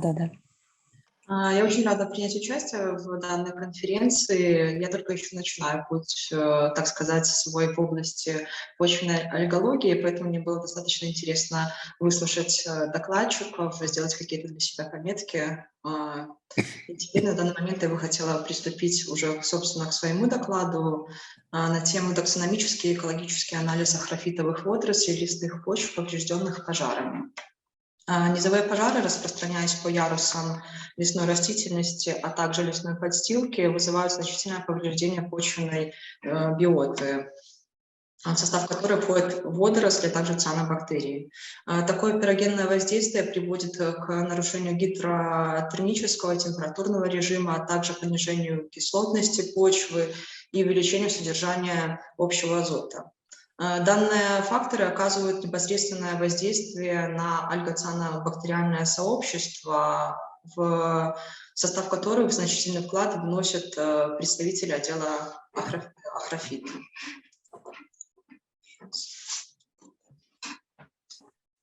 Хотелось бы немножко обратиться к особенностям и значению применения отдела ахрофитовой водоросли, отметить такие наиболее важные моменты. К примеру, то, что касается особенностей, то, что встречаются практически все типы дифференциации талома, 2 гетероконтных жгутика, оболочка хлоропласта четырехмембранная, пигменты хлорофилла А и С. Что касается наиболее важных моментов значения применения ахрофитовых водорослей, то хотелось бы отметить, что они образуют органическое вещество кислород, что также является первичным звеном трофических цепей, участвуют в почвообразовательных процессах, а также в плодородии, повышении плодородия почв. Кроме этого, они применяются для индикации состояния почв, используются в лабораторных, как лабораторные организмы в различных научных направлениях, а также находят широкий спектр применений в различных отраслях промышленности, в сельском хозяйстве, а также в медицине и биотехнологии. Что касается целью работы, то целью работы нашей являлось изучение и анализ состава ахрофитовых водорослей радиоактивно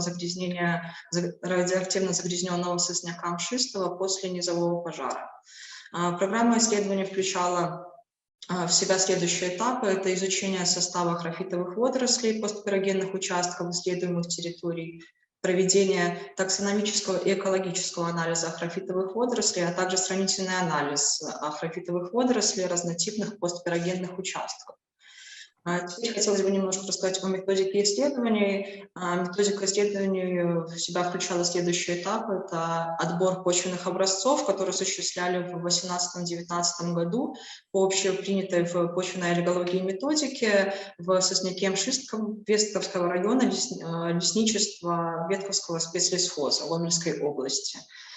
Пробы были взяты у крон деревьев, под кронами деревьев и между кронами деревьев послойно в слое 0,5 сантиметров и 5-10 сантиметров. Следующим этапом исследования была это пробоподготовка и культивирование водорослей, методы почвенной культуры со стеклами обрастания и агаровых культур. Определение систематического положения водорослей определялись с помощью путем микроскопирования. Микроскопирование водорослей проводили с помощью микроскопа Nikon Eclipse 80i на увеличениях 400 и 1000. Выявление спектра жизненных форм водорослей осуществляли при помощи методики Штина и Галлербаха. Систематическое положение объектов приводили по данным сайтам AlgaBase и CyanoDB. Уже определение основных агрохимических показателей почвы осуществляли сотрудники уже Института радиобиологии НАН Беларуси. Извините, пожалуйста, Анна Валерьевна, у вас не включена презентация, мы не можем слайды. Вот у меня сейчас демонстрация идет, сейчас. Ага, еще пока не видно тоже. А вот на данный момент? Вот сейчас видно, да. Спасибо, извините, пожалуйста. Нет, сейчас так. Вот в данный момент я открыла, чтобы было видно методика исследований, которую я уже озвучила на данный момент. И хотелось бы сейчас перейти к характеристике площадок, где были проведены исследования. Участок находился в Ветковском лесничестве ГЛСХУ «Ветковский спецлесхоз» Гомельской области на территории с уровнем радиоактивного загрязнения от 4,95 до 39,94 пюри на километр квадратный. Насаждение искусственного происхождения, местоположение участка повышенное, рельеф волнистый, почва бедная, слабогумусированная, свежая. Средняя мощность лесной подстилки составляла 1,5 сантиметра. Пожар на участке был отмечен в июне 2015 года. По характеристике пожар был низовой, средней интенсивности с пирологической деструкцией органического покрова почвы, лесной подстилки, а также повреждением древесных растений у основания на высоту до 1 метра. На рисунке 1 также представлены фото фоновой площадки и горельника на территории Ветковского района данного лесничества. На следующем слайде представлено фото некоторых видов водорослей, сделанное при проведении уже микроскопирования на увеличение 1400. Теперь, что касается таксономического экологического анализа ахрофитовых водорослей. Ахрофитовые водоросли исследуемых участков были представлены 11 видами, входящими в состав классов Ксантофиция в процентном соотношении 72,7% и Устигматофиция 27,3%, порядков Нихококалис 44,4%, Эвтигматалис и Трибониматалис в равном соотношении 27,8%. Исходя из данных рисунков, можно обратить внимание, рисунок 2В, в экологическом отношении среди выявленных ахрофитовых водорослей преобладали теневыносливые представители HX жизненных форм, неустойчивые против засухи и сильного нагревания. В процентном соотношении они составляли 36,4%. Также в экологическом спектре выявлены представители CA жизненных форм в соотношении 27,2%, отличающиеся исключительной выносливостью к различным экстремальным условиям, и обычно они обозначаются как убиквисты. Что касается семейного спектра водорослей, то если обратить внимание на таблицу, семейственный спектр свидетельствует о преобладании в почве исследуемых участков семейств Эустигматоцея, плеврофлоридация и трибониматация. В процентном соотношении, в общем, они составляли 59%. Данные семейства были представлены следующими видами: это Вишерия, Монадус, Плеврогастер, Плеврофлорис, Трибонема и Бумилерия. Менее представлены были семейства Гетерококация, Батридиопсидация. Их процентное соотношение составляло 11,7%. Достаточно значительное, я думаю, снижение по сравнению с предыдущими семействами. Сейчас хотела бы обратить внимание и пройтись немного по годам исследований, по таксономическому и экологическому анализу за первый год исследований. В первый год исследования было выявлено 7 видов водорослей, преобладали представители класса Ксантофиция 71,4%, порядка Михококалис 42,9%, семейство Плеврохлоридация 28,5%. В экологическом отношении превалировали виды X жизненных форм в соотношении 42,9%. Остальные жизненные формы были в равном соотношении, выявлены 28,6%. Семейственный спектр свидетельствует о преобладании в почве исследуемых участков семейства Плеврохлоридация. Доля от общего числа видов составляла 28,5%. Остальные семейства находились в равном долевом соотношении 14,3%.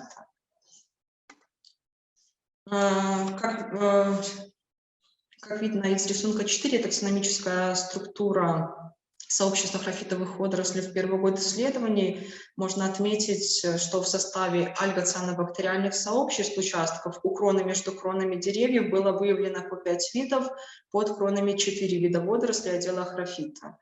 Следует отметить, что одноклеточные представители Batrisiopsis и Pleurochloris отмечены только на участках у крон деревьев. С увеличением расстояния от растения-идентификатора отмечено снижение долевого участия CH жизненных форм в составе ахрофита. А на участке под кронами и между кронами деревьев преобладали X и X жизненная форма в процентном соотношении 50-75%. Что касается сопоставления видового богатства водорослей с показателями почвы за первый год исследований, то здесь следует отметить, что все представители были обнаружены на постпирогенных участках и 2 вида в почве фоновых участков. pH почвы на фоновых участках в слое 0,5 см находился в диапазоне 3,47, в слое почвы 5-10 см pH составляла 3,48. На постпирогенных участках значение pH почвы коррелировалось от 3,52 до 4,15. По видовому составу можно обратить внимание, показано в таблице. Что касается второго года исследований, то на второй год исследования было уже отмечено расширение таксономического разнообразия ахрофитовых водорослей до 11 видов. И в таксономической структуре сохранилось преобладание представителей класса Xanthophyceae 72,7%, порядка Methacocallis 42,9%, семейства Pleurochloridacea 27,2%. Экологический анализ показал увеличение доли водорослей H жизненных форм в 2 раза, до 36,4%. При этом активно также вегетировали виды X и CH жизненных форм. Семейственный спектр свидетельствует о преобладании в почве исследуемых участков семейств эвстигматация, плеврофлоридация и трибонематация. Общее долевое соотношение их составляло 63,6%. Наибольшим видовым богатством отличались участки у крон деревьев в количестве 5 видов. Под кронами деревьев ахрофитовые водоросли были представлены 4 видами, а между кронами 5 видами. Виды Monodus, Heterococcus, Pleurochloris были приурочены к участкам у крон деревьев, Pleurogaster, к участкам под кронами деревьев, Tribonema и Bumilleria были отмечены и приурочены к участкам между кронами деревьев. В почве фоновых и постпирогенных участков по профилю почвы отмечено снижение видового богатства ахрофитовых водорослей и уменьшение доли представителей H-жизненных форм в экологических спектрах. В почве постпирогенных участков было выявлено 9 представителей отдела ахрофитов, в почве фоновых участков 2 представителя, 2 вида. pH почвы на фоновых участках в слое почвы 0,5 см и 10 см находился в диапазоне от 3,59 до 4,2. Постпирогенные участки. На постпирогенных участках pH составляла от 3,39 до 4. При сравнении видового богатства и представленности жизненных форм водорослей по годам исследований можно отметить, что по сравнению с первым годом исследований во второй год было уже отмечено увеличение видового состава, а также жизненных форм. Увеличилась численность как X, так и H жизненных форм. А уже при сопоставлении видового богатства водорослей с показателями почвы по годам исследований также можно отметить расширение видового состава водорослей и их таксономического разнообразия по годам исследований.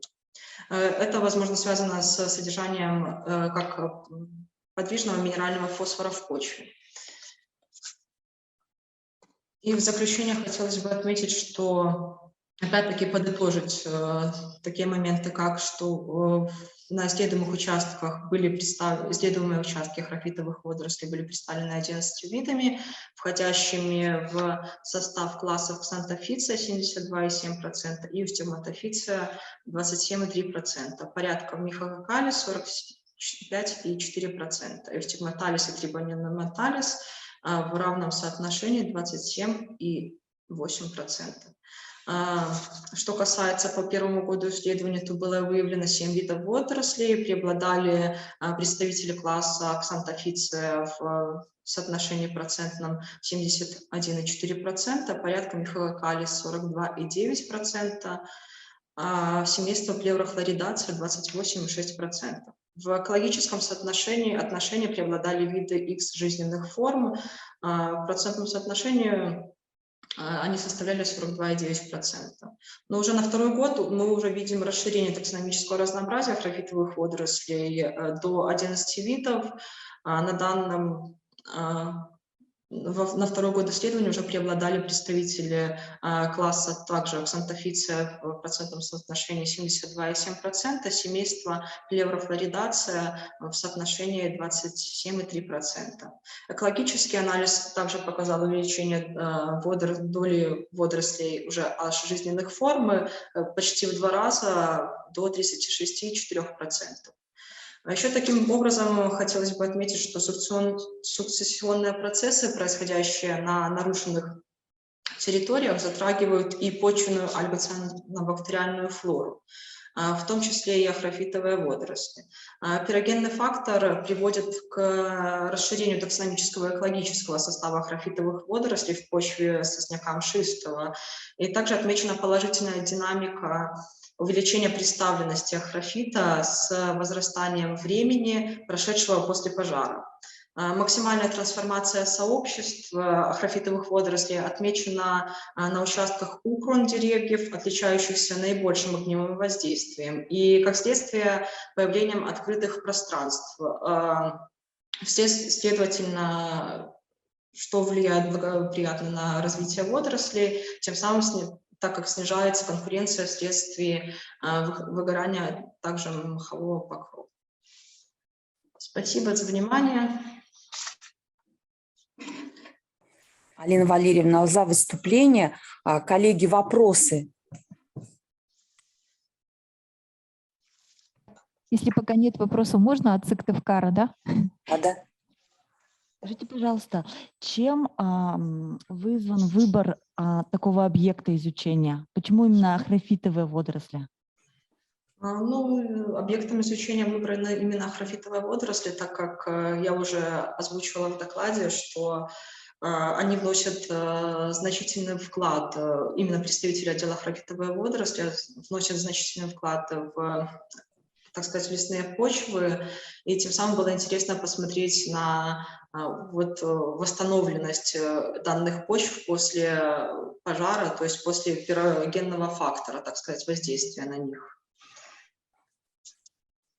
Спасибо. А скажите, пожалуйста, вот можете ли вы на данном этапе исследований, например, назвать виды, которые могут быть индикаторами вот таких местобитаний, пожарищ, там, например, то есть, ну, для лесных почв? То есть вот что-то из этих видов именно приурочено к таким местобитаниям, или это просто, ну, виды, которые типичны для лесных почв, просто осваивают вот такие местобитания нарушенные в результате? Спасибо за вопрос. В принципе, в результате двухлетних вот этих исследований можно отметить только некоторую динамику, да, и сравнить, например, да, то, что какие виды были в первый год исследования, какие во второй появляются уже после, да. То есть можно обратить внимание здесь, что в основном, так сказать, дают начало и заселение вот этих почв, это CH-формы, да, которые достаточно устойчивые к термическим каким-то перепадам температур и к отсутствию, например, большого количества влаги. Да? Это, к примеру, семейство Эустигматоцея, к примеру, да? К примеру, Вишерия, да, она была встречена как в первый и второй год. Ну, а вот именно судить о том, что какой-то определенный вид будет являться, так сказать, индикатором, немного сложновато пока на данный момент. Просто можно вычислить какую-то динамику, тенденцию, так То есть, сказать. ну, данных пока маловато, да? То есть более длительные ряды наблюдений, видимо, нужны В какие-то, да? целом, да. Мгм. Вот пропустила, может быть, химические свойства почвы. Как это влияет на вот комплекс видов, которые вы выделяете? То есть там pH, и вот содержание там углерода, вот что-то. Да, можно сказать, что влияет то же самое содержание pH. При увеличении pH значительное количество видов возрастает, да, то есть такая динамика присутствует. Например, при сниженных pH было отмечено более-менее меньшее количество видов по сравнению с уже возрастанием, там, например, на второй год исследований. Вот, при уже определении pH почвы, когда произошел агрохимический, выяснили, так сказать, агрохимический состав почвы. Просто для общего развития пожар приводит к каким процессам? Подкисление почвы, да, или, ну, то есть вот в результате пожара что меняется по характеристиках почвы? Вот в результате вот этого пирогенного воздействия оно приводит не только к нарушению какого-то гидротермического температурного режима, а также изменяется и pH, значение почвы, да, кислотность, то есть повышается, а также вот, изменяется уровень содержания там, общего азота вот, и так далее. Он уменьшается? То есть pH, кислотность почвы увеличивается. А содержание азота и углерода? Также увеличение приводит к увеличению содержания общего, так сказать, Общего азота, да? Спасибо. Еще скажите, пожалуйста, у вас многие виды, ну, определены как СП, да, то есть до вида, к сожалению, не удается, да? Почему? Вот, то есть культуры или... Вот как Юлия Михайловна говорила, это еще, мне кажется, так достаточно сложный момент, так как систематическое положение объектов мы приводили по данным сайтов, ну, таких достаточно известных, Algabase или CyanoDB. Вот. Но на данный момент мы смогли определить только до СП. Ну, хочется сказать, что обязательно нужно идентифицировать, да, и, может быть, в таком случае и вы сможете индикаторы выявить, и какие-то, может быть, это новые виды, да, то есть в культурах они у вас все есть, да, я так понимаю? Спасибо, очень интересный доклад.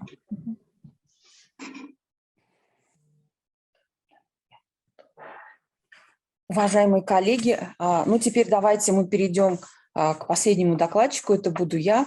Я хочу вам рассказать об использовании антифитопатогенного потенциала наземных водорослей и цианобактерий. Но в качестве небольшого предисловия скажу, что у нас развиваются исследования фундаментальные, но и прикладные. Мне хочется отметить, что мы взаимодействуем с ведущими российскими научными центрами.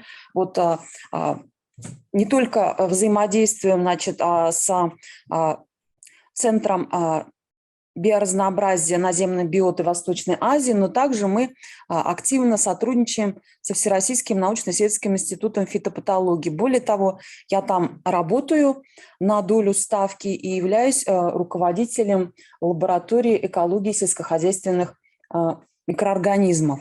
Вот. И для нас, как для людей, которые, значит, здесь уже было сказано много о том, что мы должны заниматься не только фундаментальными, но и прикладными исследованиями, и наши исследования должны вносить вклад в развитие экономики региона. И хочу сказать, что вот наш проект по, значит,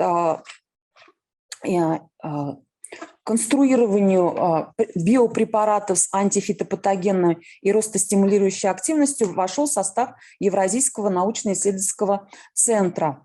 И вот то, что я вам сейчас представлю, это продолжение этих исследований. Так, следующий слайд, пожалуйста.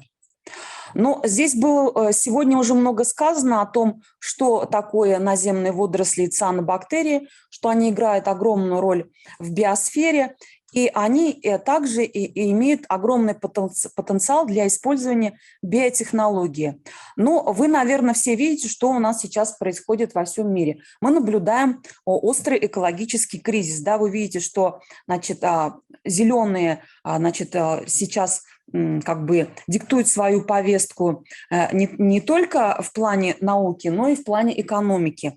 И сейчас очень модно стало такое выражение, как переход к углеродной нейтральности. Это что такое? Это значит такое производство, которое не будет наносить существенного ущерба значит, окружающей среде и не будет способствовать выбросу избыточному парниковых газов в атмосферу.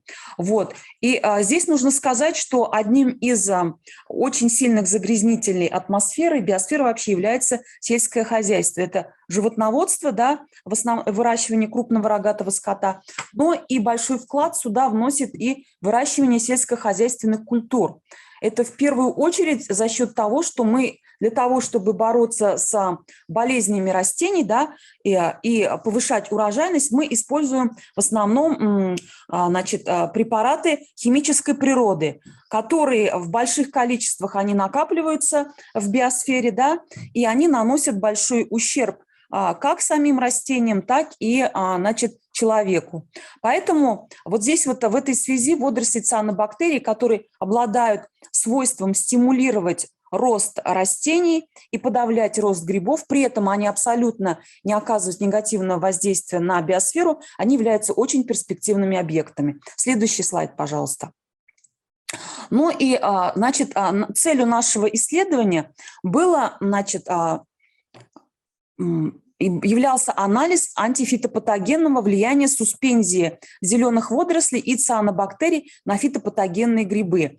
И здесь мы пошли таким путем, что мы решили, что те водоросли цианобактерии, которые распространены и являются своего рода, значит, очень устойчивыми, обладают широкой как бы, экологической толерантностью, они, скорее всего, и вырабатывают какие-то биологически активные вещества, которые им позволяют существовать в широком диапазоне самых, значит, экстремальных условий. И поэтому мы выбрали такие штаммы, как псевдококомикса симплекс. Из нашей коллекции это был аутентичный штамм.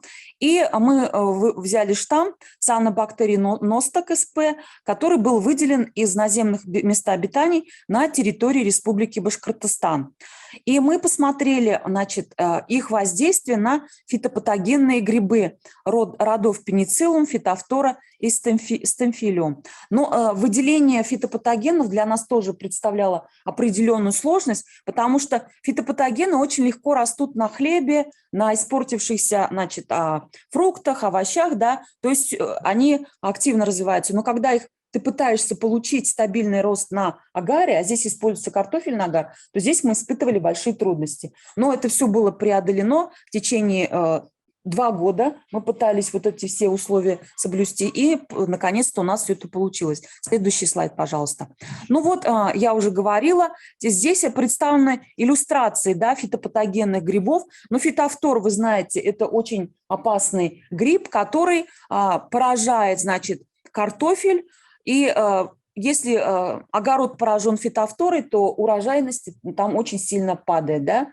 И практически от фитофторы невозможно избавиться. Кроме того, стемфилиум, ну, видите, здесь и пенициллум мы с вами знаем, а стемфилиум – это тоже, значит, паразитический гриб, который поражает многие сельскохозяйственные растения. Вот в данном видим, что лук. Следующий слайд, пожалуйста. Но я не буду очень долго останавливаться на описании методики. Хочу только сказать, что в основном мы использовали данные литературы, и очень активно занимаются этим направлением исследованием это коллеги из Индии.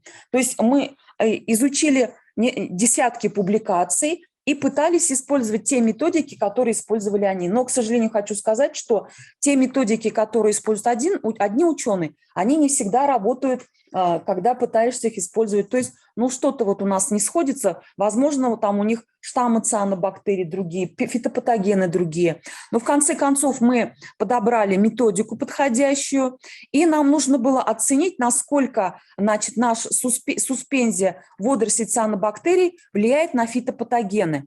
И вот здесь вот следующий слайд, нам нужно было посмотреть, насколько уменьшается рост колоний.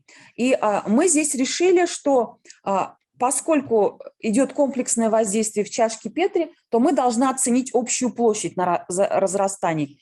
Следующий слайд, пожалуйста. И мы поэтому смотрели фитопатогены, и они росли обычно в виде каких-то геометрических фигур. Там круги, треугольники. Поэтому мы оценивали площадь вот всех этих фигур и смотрели, подсчитывали эту суммарную площадь. Ну вот здесь я хочу вам представить результаты эксперимента под влиянием суспензии носток на 7-е сутки. Эксперимент проводился на 7-е и 14-е сутки. И вот вы видите, что мы во всех вариантах, да, что мы наблюдаем? Мы наблюдаем, что площадь колоний, да, она значительно, мы наблюдаем, что наша суспензия ностока, она способствует уменьшению площади колоний фитопатогенов. Так ведь? Причем во всех 3 вариантах. Следующий слайд.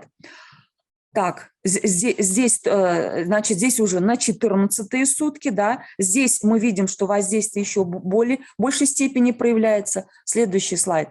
Ну, а вот чашки Петри, на которых у нас растут наши патогены. Но, в контрольных вариантах мы тоже заливали, но здесь заливали мы питательную среду. То есть потому что сама по себе питательная среда тоже может оказывать какое-то стимулирующее или, возможно, наоборот, угнетающее воздействие на фитопатогены. Следующий слайд, пожалуйста.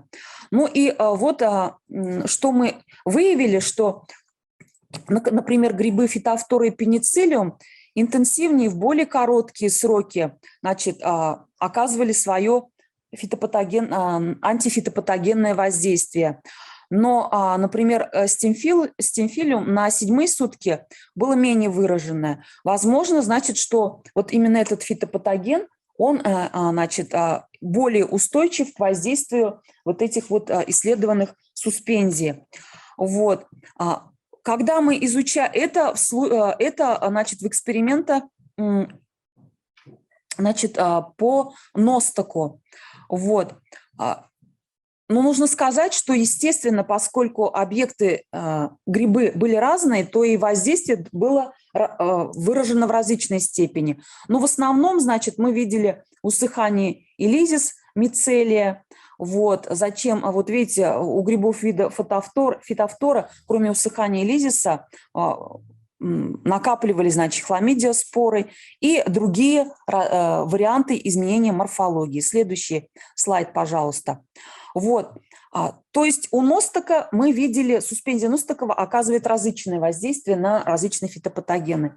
А вот в случае с суспензией водорослей псевдококомикса наблюдалось ингибирование колоний фитопатогенов. Я не стала приводить таблицы, потому что они мало отличаются от предыдущих, но здесь каких-то специфических воздействий в зависимости от фитопатогена не было установлено. То есть это вот зависит тоже от, видимо, тех биологически активных веществ, которые выделяются этими водорослями или цианобактериями. Следующий слайд, пожалуйста. Ну, хочу сказать, что эксперименты это абсолютно еще предварительные. Здесь мы в основном подбирали методику, ее обкатывали, но нам удалось обнаружить, что суспензия цианобактерий ностоки, водоросли псевдококомикса симплекс оказывала ингибирующее воздействие на грибы фитофтора, пенициллиум и стимфилум.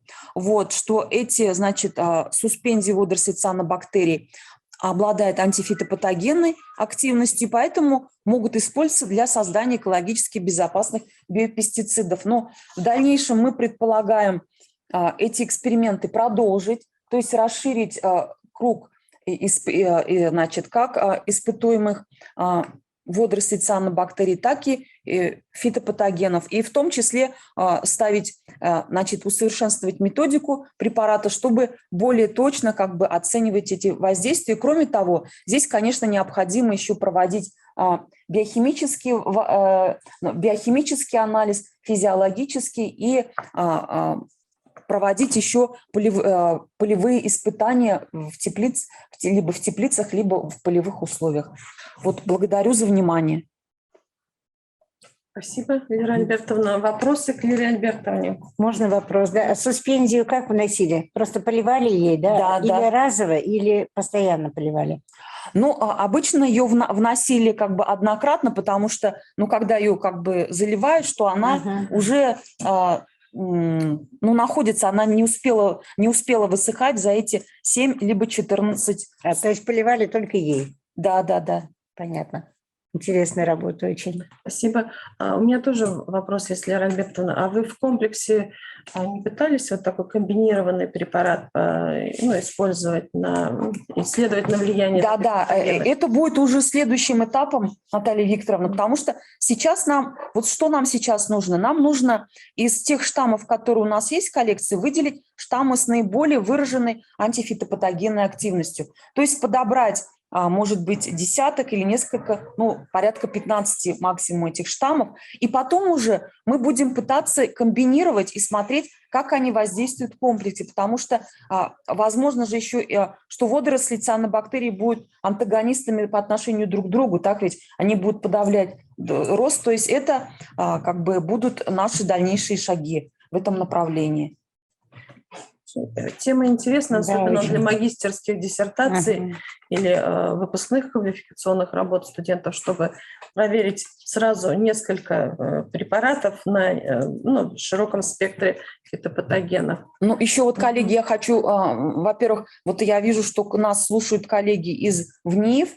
Хочу сказать, что определение фитопатогенов нам, конечно, помогали коллеги, опытные фитопатологи, потому что это совершенно очень сложный процесс, и мы постоянно взаимодействуем с ВНИИФ, наши магистранты туда выезжают на практику. Тоже надеемся, что это будет, что мы будем в дальнейшем только расширять и укреплять наше взаимодействие, потому что действительно это направление использования водорослей цианобактерий в плане создания новых препаратов, оно очень востребовано и будет возможно иметь хороший экономический эффект. Из выступления Юлии Михайловны я услышала тоже, что и университет Гомельский тоже в этом направлении работает, и хотелось бы обсудить, если у наших коллег из Беларуси есть время, чтобы и Елену Николаевну попросить задержаться. Сейчас вы, наверное, заканчиваете, да? Да, коллеги, я предлагаю сейчас отпустить нашу... Да, конечно, вопросы. Лера Альбертовна, скажите, пожалуйста, работа с фитопатогенными грибами – это такая достаточно опасная работа. При работе с фитопатогенными грибами как соблюдаются вообще условия эти стерильности, и вообще? Мы проводим всю работу в ламинарных боксах. У нас боксы, они обладают они защищают как оператора от объекты микробиологические, так и объекты они защищают от контаминации. То есть мы этот аспект учитываем. Естественно, стараемся, чтобы наши студенты и ученые тоже не заболели какими-то опасными болезнями. И еще я хотела добавить, что перечисленные штаммы грибов, они обладают низкой... Да, они не опасны в такой степени для человека. Естественно, что мы не будем работать с такими патогенами, которые будут представлять опасность для угрозу. Фитофтора встречается в наших садах везде же постоянно, к сожалению. Да, конечно. Можно еще вопрос, да? Можно вопрос, да?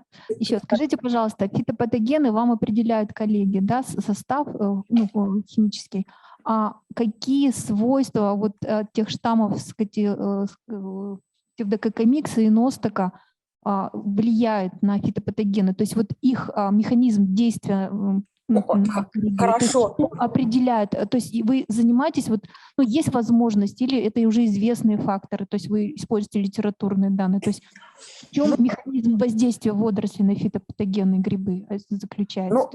Значит, если говорить о цианобактериях, то здесь, конечно, мы специалисты в этой области знают, что очень многие виды цианобактерий выделяют токсины. И, скорее всего, ностаки, они большинство выделяют токсины, поэтому здесь, скорее всего, токсины цианобактерий обладают этим угнетающим эффектом. Но мы абсолютно не отказываемся от того, чтобы вот эти штаммы более подробно изучать уже с точки зрения их биохимии, физиологии, и именно выделять вот эти метаболиты и смотреть, то есть подтвердить, вот выделяет ли именно данный вид ностока, значит, токсины, и если так выделяет, то какие. И мы хотим продолжить направление в этой области, но работа с токсинами, она очень дорогостоящая, и поэтому здесь, конечно, мы без как бы сотрудничества с другими ведущими российскими и зарубежными центрами мы вряд ли сможем проводить такие исследования. Что же касается водорослей, то здесь гораздо более сложный вопрос, потому что значит, вот псевдококомикса, но я не встречала в литературе таких вот данных, но здесь какие, во-первых, многие водоросли выделяют антибиотики, например, хлорелла, мы знаем, она выделяет целый ряд антибиотиков. Кроме того, тоже, скорее всего, выделяются какие-то биологически активные вещества, но именно какие вещества и какие из этих веществ оказывают ингибирующее воздействие, это как раз является предметом для наших дальнейших исследований. Функциональный просто, то есть, например, фотосинтез там, и в результате происходит изменение pH среды, то есть вследствие выделения там молекул кислорода активного там, или наоборот СО2 там. То есть, может быть, вот, не только биохимические какие-то молекулы, да, но еще и вот функциональные свойства могут оказывать такой эффект на грибы. То есть, вот, может быть, с этой точки зрения еще очень интересно провести подщелачивание, да, в результате того, что карбонаты там выделяются, да, в результате фотосинтеза. То есть, может быть, вот такой токсический эффект. То есть еще вот аспект такой может быть интересный. Ну, это я так придумываю сейчас, потому что псевдококомикса, судя по ее структуре, полисахариды, да, и все там, что там еще у нее может быть таких биологически активного, хотя, наверное, может быть, фитогормоны какие-то, да, выделяются. Спасибо большое, очень интересный, очень перспективный доклад такой, нам очень понравилось. Спасибо.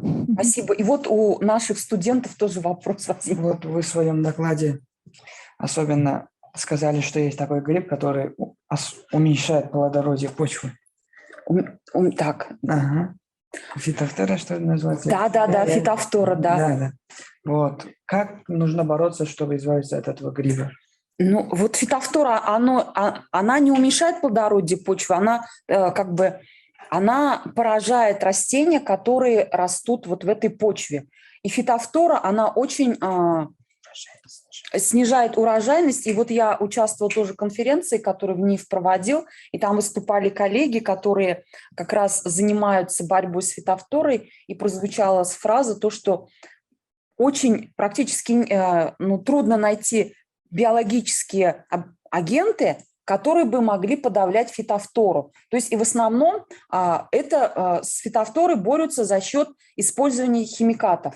То есть химикаты, мы какую-то химию, значит, туда использовали, но химию мы использовали, но при этом мы же убили и остальные, значит, какие-то микробиологические объекты, да, потом мы с вами убили целый ряд организмов. Поэтому вот когда мы получили вот такие хотя бы, первые такие робкие результаты по фитофторе, я думаю, что это очень интересно, надо посмотреть, как вот это работает. Возможно, есть еще другие штаммы. То есть фитофтору можно убить, но за счет использования очень агрессивных химических веществ.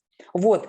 А вот если мы найдем такие водоросли, цианобактерии, и, возможно, какие-то сделаем из них препараты, то это будет очень большим, прорывом, что ли, вот в сельскохозяйственной биотехнологии. То есть это вот наша задача, и поэтому если студенты БГПУ придут и скажут, вот мы хотим найти, значит, что-то против фитофтора, мы будем очень рады. Может, еще вопрос? Есть вопрос, ребята? Коллеги, я предлагаю сейчас отпустить наших студентов, у которых уже там давно, говорится, идут эти, и вот в более узком кругу провести обсуждение вот нашей конференции и наметить какие-то, может быть, дальнейшие шаги по развитию именно наших почвенно-альгологических исследований, если вы не против. Вот, ну, наши предложения, во-первых, вам как преподавателям, нужно, ну, вот и в Беларуси, и вот так как у вас есть возможность работать со студентами, нужно обязательно, ну, готовить все-таки молодых специалистов, да, и ориентировать их на молекулярные исследования, на биотехнологию. Вот нет альгологов, биотехнологов хороших, да, которые готовы, ну, вот, работать с культурами, выращивать биомассу в большом объеме, анализировать с точки зрения биохимического состава, да, вот, то есть у нас это такой небольшой, ну, провал, да, вот, то есть у нас флористические исследования, сейчас молекулярные развиваются активно, а вот биотехнологов у нас реально не так много, да, то есть, ну, может, мы, конечно, не очень хорошо знаем, но насколько вот читаешь литературу, то есть биотехнологического аспекта исследования мало, и таких специалисты нужны, и нужно их готовить на базе университетов, при сотрудничестве, вот у вас шикарный научный центр, да, там биотехнологии очень хорошо развиты, то есть такое вот сотрудничество необходимо. Конечно, важно создавать учебники современные для студентов. Вот я поднимала вопрос об определителях, да, которые необходимо создавать, такие, которые, ну, в учебном процессе можно использовать. И на русском языке понятно, что студенты современные должны владеть, ну, языками, но есть на немецком там определителей много, да, Сюсвассер, Флора. Вот наша задача вот работать в этом направлении еще. Вот. Ну, а почвенно-альгологические исследования, тоже я прошу прощения, вот нас тут просто поджимают время, коллеги ждут, у них доклады тоже.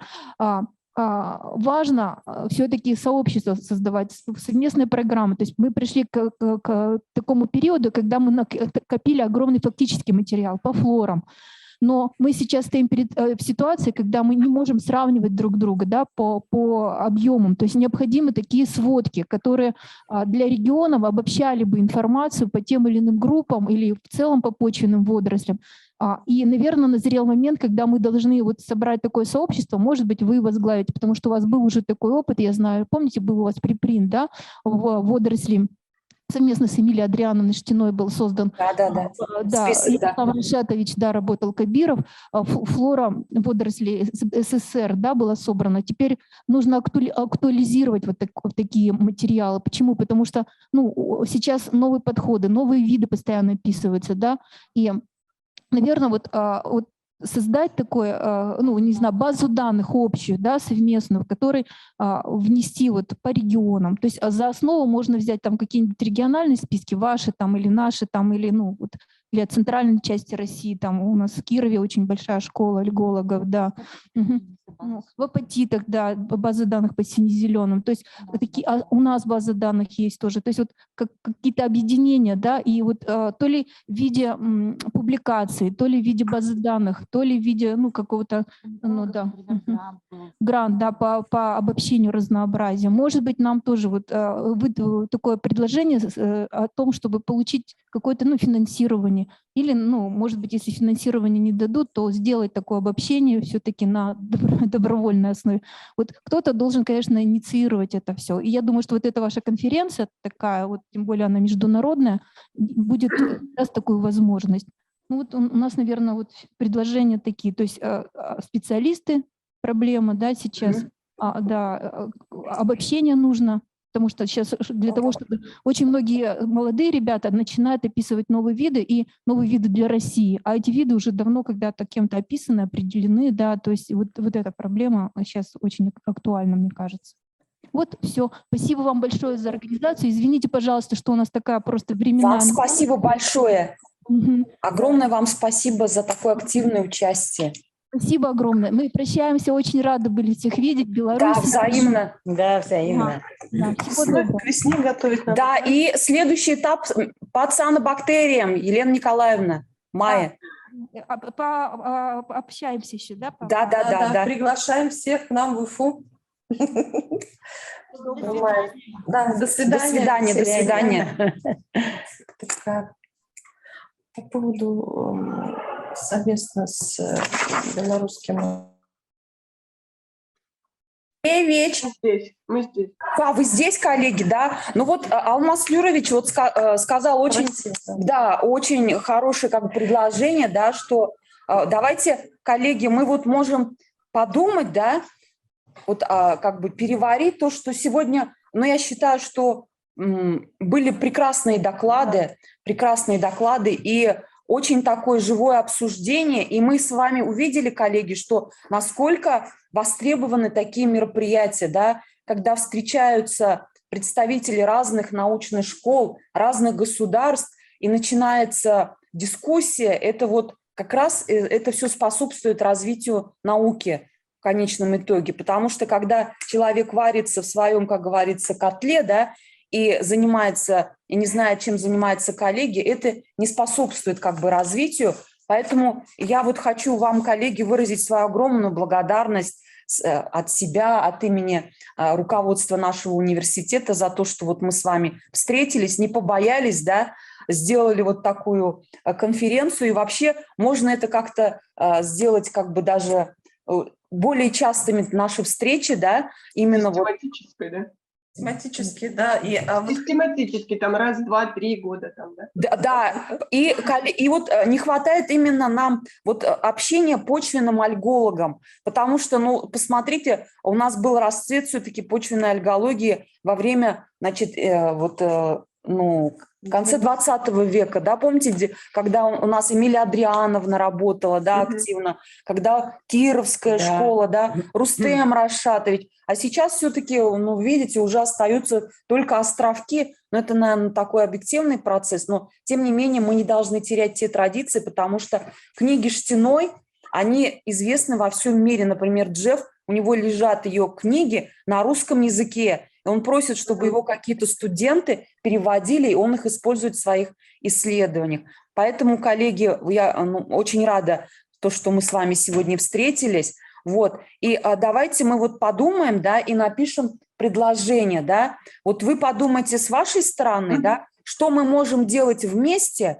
и в чем нужна как бы наша помощь и поддержка. Ну вот мы же поняли, что у нас очень широкий спектр пересекающихся, вот биотехнология, да, водоросли, цианобактерий, потом изучение биоразнообразия, молекулярно-генетическая там систематика таксономии, экология, так ведь? То есть мы практически все в одном русле движемся, но если мы будем вместе, то, конечно, это будет нам идти намного, и даже в образовательном плане. Мы вот очень как бы вам завидуем, что у вас есть такая дисциплина, почвенная альгология. Мы тоже можем ее включить. Юлия Михайловна очень подробно расписала учебный план этой дисциплины, поэтому тут совсем мало остается, нужно внести. Есть еще в Кирове такая.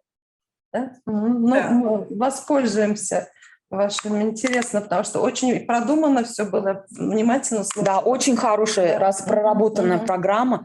Мы же тоже тут специалисты в области образования, проходили аккредитацию в прошлом году. Вот, Юлия Михайловна, вам спасибо огромное. В общем, давайте подумайте, да. Хорошо, и вот да, когда вот это вы все переварите, давайте, может, на следующей неделе уже, да, мы обменяемся нашими как бы предложениями и подумаем. Ну, теперь, конечно, надо подписать бы договор, но вот сейчас по объективным обстоятельствам это вот как бы задерживается, но тем не менее, как только нам Минпрос даст добро, мы сразу этот договор будем подписывать, и надо думать о том, какие еще пути взаимодействия мы можем реализовывать. Вот, Юлия Михайловна, если можно, чуть-чуть подробнее. Вот ваше направление в изучении ростостимулирующих свойств, там суспензии, водорослей, цианобактерий, вы в каком плане движется? Может быть, действительно вот здесь вот какой-то синергический эффект у нас получится, и хорошую какую-то работу совместную можно сделать? Ну, мы пока в области, у нас были лабораторные, и был полевой эксперимент, огурцы, томаты и сейчас злаковые культуры, и из водорослей носток мы использовали, и эустигматос, вишерия сейчас уже, наверное, правильно говорить, да? И пытались сделать комплексы на их основе, смешивая их в различных соотношениях, и по ГОСТам определяли энергию прорастания, схожесть и морфологию, измеряли длину, там вес взвешивали и так далее. И в поле огурцы и томаты, открытый грунт тоже мы вносили. Да, мы взаимодействовали, у нас есть СПК «Восток», но сейчас же колхозов, совхозов нет, СПК «Восток», они там выращивают в открытом грунте, и мы на их делянках тоже пытались дважды в год. 2 раза мы вносили и потом измеряли все. А публикации у вас есть уже по этому направлению? Потому что мы бы обменялись, мы тоже, мы в закрытом грунте изучали исследования, там огурцы, перцы, томаты, да. И есть вот публикации. Да. Публикации, давайте обменяемся. Да, давайте то, что, да, то, что опубликовано. Хорошо. Спасибо. Хотел бы Спасибо вам. Коллеги, можно еще пару минут Да, добавить? да, конечно, конечно. А то Юлия Михайловна там, я же как декан хочу, чтобы больше взять и получить. Ну, во-первых, да, сотрудничество. Если в сухом остатке взять, конечно, можно будет совместные публикации делать, потому что у нас же, как и у вас, высокорейтинговые журналы. Второе направление, которое говорится, то, что я и Юлия Михайловна говорю, и мы с заведующим кафедрой Николаем Михайловичем Дайнеко рассматриваем, это прикладные аспекты, то, что вы говорили, культуры, овощные культуры, биоиндикации и так далее. Ну, хотел бы сказать, что у нас же ведь на факультете есть специалисты, работают с хорошим опытом работы, почвоведы, зоотехники, агроном, поэтому, понимаете, то, что касается работы с культурами, там, удобрения, технологический процесс, смена предшественников и последователей, то, что все должно соблюдаться в этом в агрономии, у нас это дело, как говорится, леги-артис, как говорят медики, то есть все тип-топ.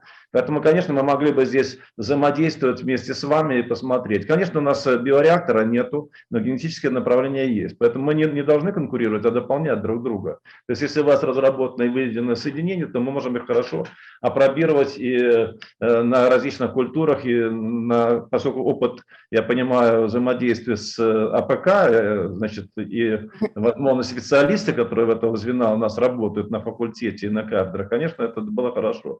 Тем более, что у нас еще есть кафедра лесохозяйственных дисциплин, мы выпускаем инженеров лесного хозяйства, мы могли бы и в эту какую-то сферу тоже подойти. Конечно, вопросы плодородия почвенного, вот, индикации, влияния, стимулирующие факторы. И вообще там в рационе, допустим, птиц как добавка определенно рассматривать. Ну, вектор приличный, но мы должны как-то не распыляться, а где-то выделить, наверное, оптимальные, разумные, рациональные вещи, которые мы могли бы идти. Потому что я понимаю, что в нашей науке и в российской науке прикладные аспекты, и сейчас и Путин же там тоже ведь сместил акценты на биотехнологии, направления. Не просто заниматься красивой наукой, а надо, чтобы это была крупнейшая отдача в этом плане. И я думаю, что мы можем найти. Образовательный процесс – это решаемая проблема. Тем более, что мы на сегодняшний день прошло, значит, по программе «Россия-Беларусь» прошли объединение образовательных программ определенно. Юрий Михайлович, у тебя там ребенок плачет, наверное. У тебя кот плачет. Образовательные программы, которые мы сейчас имеем вместе, подписанная, вернее, даже не сама программа, а между Россией и Белоруссией направление, входит образовательный процесс, и там, конечно, будет переделываться определенная образовательная программа, и нам нужно будет совместно какие-то части совершенствовать. Это один отдельный блок. Но меня, конечно, интересует больше это научные исследования, публикации высокорейтинговых журналов и прикладные аспекты, которые мы должны вместе решать. Я уже рассказал, что специалисты есть на факультете, и мы можем, как говорится, какие-то определить каждый блок заданий, как в каждой стране или в каждом университете, который мы могли бы делать и решать совместную задачу. Еще раз хочу сказать, чтобы это не зависло в одну конференцию, а действительно соглашение мы можем подписать между университетами взаимодействия, но самое главное, чтобы люди были и хотели, и желали общаться и взаимодействовать, и находили от этого большую пользу. Поэтому я, как декан, я стараюсь, что буду инициировать, стимулировать, как затравочная РНК в этом процессе. И хотел бы еще раз поблагодарить за представленную возможность взаимодействия по такому направлению, потому что в Беларуси, еще раз подчеркиваю, Юлия Михайловна уже говорила, что это очень такой уровень, небольшое развитие имеет, но с другой стороны, у нас очень хорошо, наш опыт сотрудников, которые имеют вещи взаимодействия с реальным процессом практики, реальным сектором экономики, взаимодействия по направлениям различным, то тогда мы могли бы подставить свое плечо и здесь, в этом направлении. Еще раз большое вам спасибо, хорошего настроения, здоровья и всего самого лучшего. Спасибо. Спасибо, Виктор Сергеевич. Да, огромное вам спасибо за поддержку. Я знаю, что вы тоже приложили очень много усилий, чтобы вот эта вот конференция состоялась. Дай вам Бог всего хорошего и до следующих встреч, коллеги. Ждем ваших предложений. Да. Я все-таки давайте еще чуть-чуть. Вот я полностью согласна с Виктором Сергеевичем, что сейчас, в принципе, это несложно и не будет затратно. То есть мы можем определиться с объектами исследования и методикой, чтобы совпадали. А потом по результатам вот выполненных работ двух вузов сделать совместную публикацию в хороших высокорейтинговых журналах. Вот. Это замечательное предложение. Спасибо вам. Ну давайте вот с биотехнологии начнем как раз. Вот поскольку я еще работаю в Институте фитопатологии, вот в этом направлении мы могли бы вот уже прямо сейчас и работать. Все. Значит, неделю даем конкретное предложение для стыковки направлений. Да. Все, спасибо большое. Спасибо большое. До свидания. До свидания.